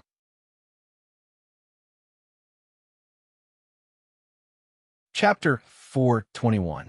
The first update of today's outbreak has arrived. This is the 11th time this month Jun Mo Xie's loud shout came from the heavens amidst the silence. And it seemed as if a thunderclap had struck Xiaobu Yu's shaky heart like a thunderclap. Jun Mo Xie would have asked Xiaobu Yu about the Huanghua Hall, and Xiaobu Yu would have subconsciously resisted with all his might if he'd asked about it. Xiaobu Yu's mind would have collapsed, but he would have recovered very quickly if he had been at the level of Shun Xian. Therefore, he would have lost the opportunity that had appeared with great difficulty. However, Jun Moxie had used one matter to strike into the abyss of Xiao Buyu's heart. Then, he had used another matter to strike his heart again. He had been caught off guard. Xiao Buyu's mind was in chaos. He muttered, "Traitors?" Jun Moxie's voice changed. It became strangely gentle and amiable. It was full of magnetism. In fact, it sounded like a baby receiving its mother's caress in a cradle. But it was also full of penetrating spirit. His eyes suddenly emitted a strange light as he looked into Xiao Buyu's eyes. He then slowly said, "The people who led you into the Jun family's camp? The people who helped you assassinate Junwu Hui and Junwu Meng. Who are they? Whose people are they?" Xiao Buyu's powerless eyes suddenly met Jun Moxie's. Their eyes struggled fiercely, but it seemed as if their eyes had fused together. In fact, they couldn't be separated anymore. Xiao Buyu's eyelids suddenly drooped after a long time. He was at a loss when he opened them again. "These people? I heard that they were masked men dressed in red." Xiao Buyu's expression suddenly became very relaxed. He then continued as if he were talking in a dream. "I later found out that they were from the Bloodsword Hall. Moreover, they had arranged for the Xiao family's experts to enter the camp. Both sides had the same goal. So, they hit it off very well, the Bloodsword Hall." "Oh, Yes, it was them. But why did they help you? Do they have the same goal? Do they want to harm Jun Wu Yi? Or perhaps the entire Jun family? Or is there someone else behind them directing them?" Bloodsword Hall. A sharp light flashed in Jun Moxie's eyes, but his voice became softer and softer. It was like a warm breeze blowing through the treetops, making everyone who heard it feel warm and comfortable. They felt extremely safe in front of this person who spoke with such a voice, and they wished they could just fall asleep. Xiao Buyu was the first to bear the brunt of it. His heart was shaken, and his expression was sincere. In fact, it seemed as if he had forgotten all the grief and indignation he had felt earlier. Hypnosis and soul assimilation. This psychological hypnosis method, which had only been developed in China in recent times, was combined with the ancient martial arts of China. Finally, at the most critical moment, Jun Moxie had successfully used it. Jun Moxie took advantage of Xiao Buyu's mental breakdown and opened the door to his inner heart. So, he rushed in like a bolt of lightning. A beginner Tian Xian hypnotized a rank, 4 Shun Xian. This kind of mystical secret technique that had never appeared in this different world had actually established such an extraordinary technique in one fell swoop. Everyone looked at each other with amazement. The white-clothed girl's eyes shone with a strange light as she looked at Jun Moxie. It seemed as if she wanted to see through this mysterious youth. She had never seen or heard of such a mystical technique before. Even with her cultivation, she could not help but feel a strong shock and awe. "I don't know why they did it. Our Xiao family had made preparations to attack the army at that time. But we hadn't expected that they would take the initiative to contact us. Our goals were the same. So, we reached an agreement very easily. And everything went unexpectedly smoothly." Xiao Buyu's face revealed a childlike pride. But his eyes were empty. "We couldn't find any trace of them after that. The people who had come to their aid were different every time. They all had very high statuses. But we never saw them again. I presume that the Bloodsword Hall has taken care of them." The Bloodsword Hall's way of doing things is very watertight. You also don't know where they came from." Jun Moxie nodded in understanding. Then, he spoke in a gentle and encouraging tone. "Yes." Xiao Buyu revealed an ashamed look on his face. He hung his head like a child who had made a mistake. "I didn't participate in the operation at that time. It was little Han and his brothers who did it. I only heard about it afterwards." Then, a proud expression appeared on his face as he said loftily, "They did it, and they did it. Their fists are the ones who make the most sense. Moreover, those ants aren't worthy of me, Xiao Buyu, personally dealing with them." That's right. Very good. The fists are the ones who make the most sense." The veins on Jun Moxie's forehead throbbed. He controlled himself and said, "Then, are they the ones who will deal with Jun Mou and Jun Wui later on?" "Yes, it's them, the people of the Bloodsword Hall." Xiao Buyu didn't hesitate. "Who participated in the operation at that time?" Xiao Han's brothers? There must have been a lot of people, right? Jun Moxie chuckled. His expression was gentle. Yes. How could they have been so fast with so few people? They were in the middle of an army. So, there were many dangers. Ah, I remember Xiao Han, Xiao Yang, Xiao Zhen, Xiao Cheng, Xiao Guang. Xiao Bu said 14 or 15 names in succession. Then, he sighed and said, "We finally made the hateful Jun family pay the price. They must pay the price for provoking our Xiao family." They paid the price. But Jun Wui had only snatched Xiao Han's fiancée. So, aren't you making a big fuss over a minor issue by carrying out such a big operation? Jun Moxie firmly remembered these names in his heart. Then, he changed the subject and asked another question. Who does Xiao Han think he is from the Silver Blizzard City's lineup? Why does he have so much influence? How can we make a big fuss over a minor issue? There's a lot to do with it.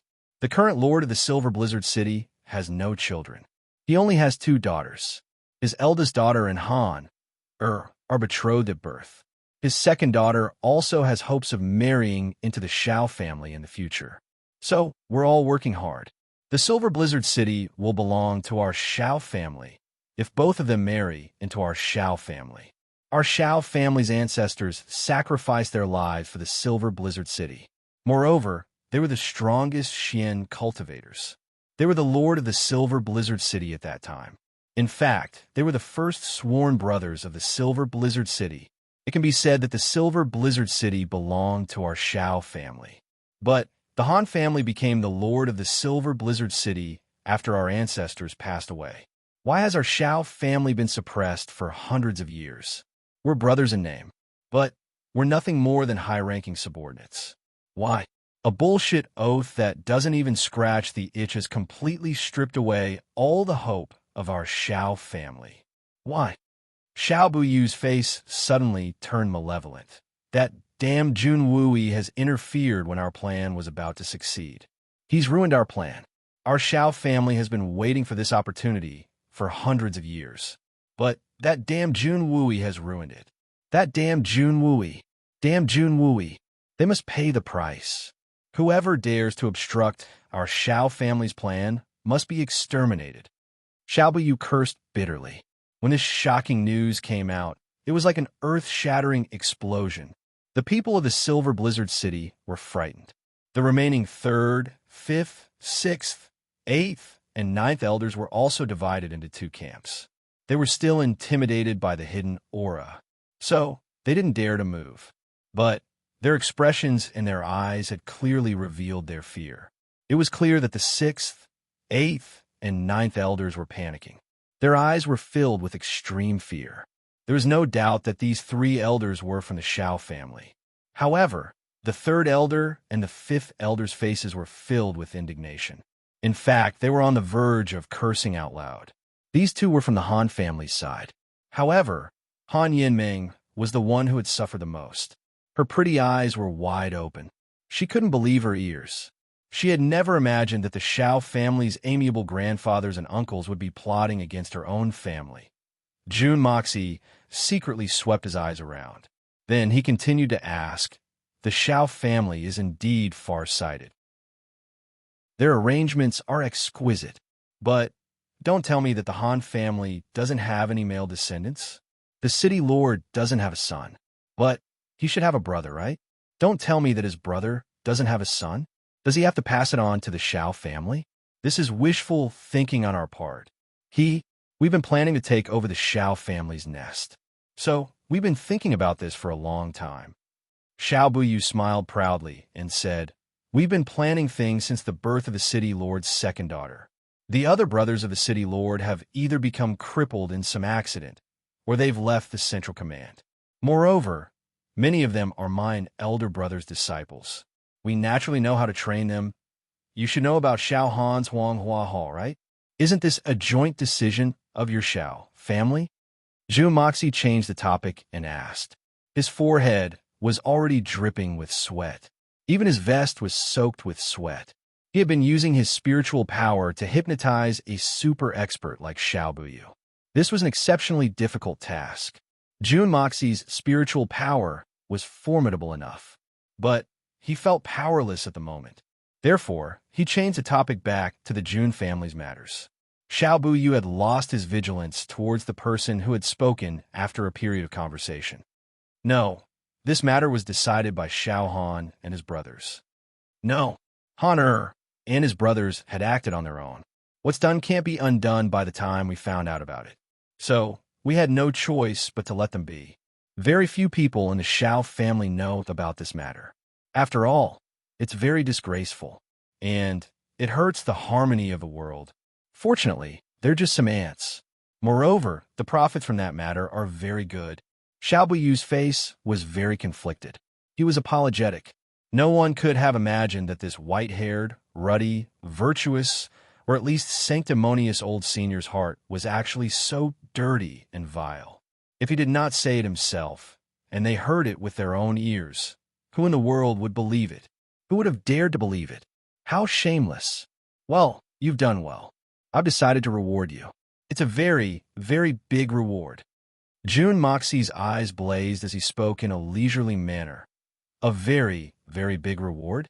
What kind of reward is that? Xiao Buyu's face revealed an excited expression. In fact, he looked like a child who had just seen a delicious and good-looking candy. But you'll have to perform a striptease dance before I give you your reward. The reward will come once you're done. You'll be very satisfied with it. A vicious light flashed in Jun Moxie's eyes. Chapter 422. Today's third update has been delivered. Fourth update is being continued. He's too weak. His endurance is too weak. Jun Moxie was standing not far from Xiao Buyu. Xiao Buyu had been passionately performing a striptease a moment ago. So, Xiao Buyu's self-detonation had been too abrupt. Da Xiao hadn't been able to react in time. Xiao Buyu's self-detonation had been for the sake of freeing himself. So, it hadn't been lethal. But Da Xiao had still been caught off guard by the sudden change in the situation. Da Xiao wiped his face and shook his head. He then spoke up in a somewhat dissatisfied manner. How could he commit suicide in such a straightforward manner? He's the most powerful person under the Great Master level. He can't even bear this much. I haven't even used my methods yet. But it's a pity that his white buttocks are gone. Fu*K.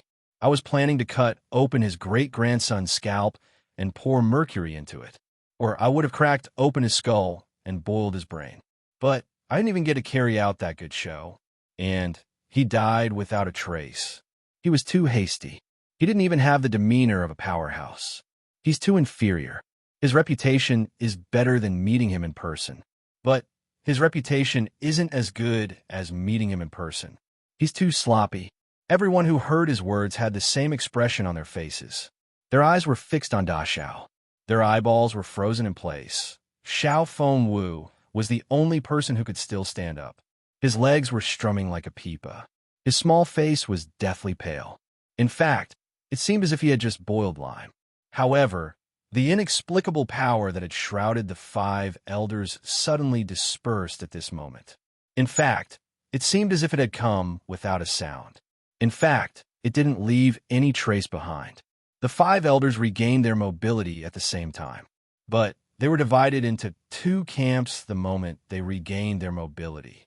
The 3 elders of the Xiao family were confronting the 2 elders of the Han family. And both sides were looking at each other with extreme hatred in their eyes. Only the 3 elders of the Xiao clan had a hint of shame in their eyes, but not much. The 5 of them were basically in the same state. They were all sweating profusely under the enormous pressure, and their clothes were drenched in sweat. Their faces were also extremely tired. It was obvious that they had exhausted all their strength when resisting the powerful force and could no longer hold on. However, each of them stared at each other, wishing that they could swallow this ally who was still their brother just a quarter of an hour ago. Surnamed Xiao. HLO. What a good scheme, what a good scheme. It's really good.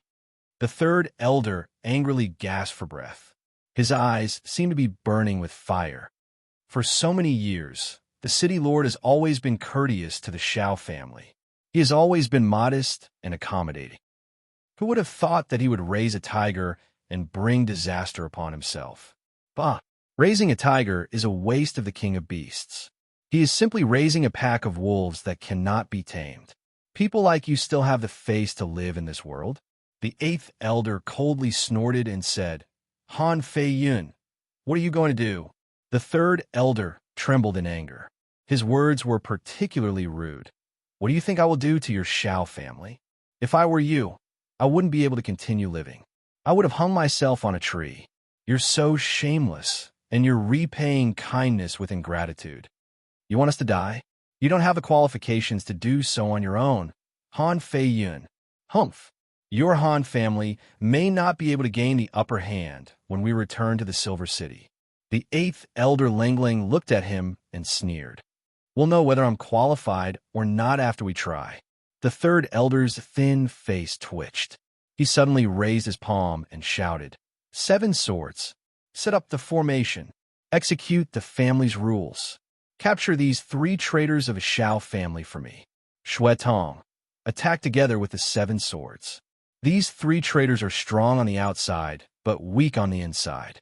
They can't even withstand a single blow. The complexions of the 8th elder and the other 2 changed. It could be said that the strength of the 5 great elders had been suppressed by that mysterious and powerful pressure. So, the strength of Shen Xian had been reduced to less than 10%. It could be said that they were at their weakest moment. However, it was clear that they were fighting 3 against 2 at the moment. But they still had the upper hand. The combined might of the 7 swords was extremely formidable. In fact, an ordinary spirit Xian expert wouldn't be able to contend against them in normal times. However, the solitary falcon of the prairie had sustained considerable injuries because of his battle with the great master-level expert. So, the 7 swords might not be able to take down the 3 elders of the Shao family. However, the Han family still had a middle-level expert, Tian Xian Mu Shui Tong, whose strength hadn't been damaged. Mu Shui Tong's strength was comparable to that of Tian Xian's. However, he wouldn't have been able to enter the eyes of a powerful expert like Shen Xian. However, things had changed with the passage of time. Mu Shui Tong's insignificant character had now become a decisive trump card. Could it be that Mu Shui Tong would be the one to end the internal strife of the Silver City? Suddenly, an unusually calm and unhurried voice sounded. It's hard to say whether I'm qualified or not. It seems that I have the final say here. The life and death of the Shao family isn't up to them. But it's not up to the Han family to decide. To be able to speak in such a leisurely manner in such a situation, there was no one else but young Master Jun. Da Xiao's body floated up as he spoke. Then he suddenly disappeared from the sky and appeared in front of Xiao Feng Wu in a flash. Then he stretched out his hand and grabbed Xiao Feng Wu's neck. Then he retreated at an extremely fast speed and left behind only a series of afterimages of him clutching Xiao Feng Wu's neck. Then Da Xiao returned to his original position. The only difference was that he was carrying a person in his hand. Xiao Feng Wu had been scared stiff by the events that had transpired a moment ago. So, he couldn't even think of resisting when he saw Jun Moxie appear in front of him like a ghost. The 6th, 8th, and 9th elders became anxious when they saw Jun Moxie clutching Xiao Feng Wu's neck like a chicken waiting to be slaughtered. They couldn't care less about their weak bodies. So, they stepped forward at the same time. Jun Moxie, every injustice has its perpetrator, and every debt has its debtor. Xiao Feng Wu hasn't offended your Jun family. So, don't try to bully the weak and implicate the innocent. It was no wonder that the 3 Shao elders were so anxious. After all, the Han family didn't have many male descendants. But the Shao family didn't have many male descendants. But there weren't many of them besides Xiao Feng Wu. And Xiao Feng Wu's aptitude was the best among the Shao family's younger generation. How am I bullying the weak? This young master isn't even 17 years old. And your young master Xiao is almost 20 years old, right? Every injustice has its perpetrator, and every debt has its debtor. How can someone from your Shao family say such a thing? Don't you always believe in venting your anger on others? Don't you like to follow your heart and do whatever you want? Don't tell me that Xiao Bu you made up everything he said, and you didn't even know about it. I'll go to hell with your grandpas. Jun Moxie used his free hand to pick his ear. He couldn't believe his ears as he cursed. Suddenly, a hissing sound echoed from all around as he spoke, and the 7 swords of the Silver City sneered. Your Shao family has caused millions of people to lose their homes because of your personal grievances, and hundreds of thousands of people have died because of you, and that's not the end of it. You've harmed countless children, and you still have the face to say that every injustice has its perpetrator. Perhaps anyone would have the right to say such a thing, but only the Shao family could say such a thing. Jun Moxie looked at them coldly. He was calm, but his eyes were brimming with a murderous aura. Then, he slowly said, I had promised Xiaobu Yu that I wouldn't let anyone from the Shao family off. A man can't live without his word, and this young master isn't one to break his promise. So I'll keep my word. I won't give up my promise, even if it's to a dead man. The 6th elder trembled in anger as he heard Da Xiao's mockery. He struggled to breathe, and then pounced forward with a loud shout. Jun Moxie sneered. Xiao Feng Wu screamed like a pig being slaughtered. His left shoulder had been crushed by Jun Moxie. No, don't kill me. Don't cut my scalp and pour mercury into it. I beg you. I beg you. Grandpa Jun, Ancestor Jun. Xiao Feng Wu suddenly begged for mercy as he was in severe pain. The more he spoke, the more scared he became. Then he started to wail loudly. Tears and snot streamed down his face. The 6th elder suddenly stopped. Then he roared in anger. Jun Moxie, you're despicable. Jun Moxie laughed and said, Despicable? You have a nerve to say that I'm despicable? Didn't you think that you were despicable when you slaughtered tens of thousands of innocent people? Didn't you think that you were despicable when you crippled the descendants of those loyal officials and generals? How come you're despicable when it's your family's turn to suffer? What I've done today is no better than your Shao families. Xiao Feng Wu's screams and wails were unceasing amidst Jun Moxie's laughter. The sound of bones breaking resounded unceasingly. One by one, Xiao Feng Wu's limbs were broken. They hung limply on the ground. The 6th elder roared and rushed forward in a crazed manner. Jun Mo Xie looked at the 6th elder. Then he grabbed Xiao Feng Wu by the nape of his neck and threw him towards the 6th elder. A snapping sound was heard as Xiao Feng Wu's neck snapped. Jun Moxie's body followed behind Xiao Feng Wu's body and fiercely dashed forward. He was like a gust of wind and lightning. The 6th elder was startled. He was about to rush over, but Xiao Feng Wu's body was about to hit him head-on. The 6th elder reached out his hand to catch Xiao Feng Wu's body, but he heard a whistling sound as Jun Mo Xie caught up to him.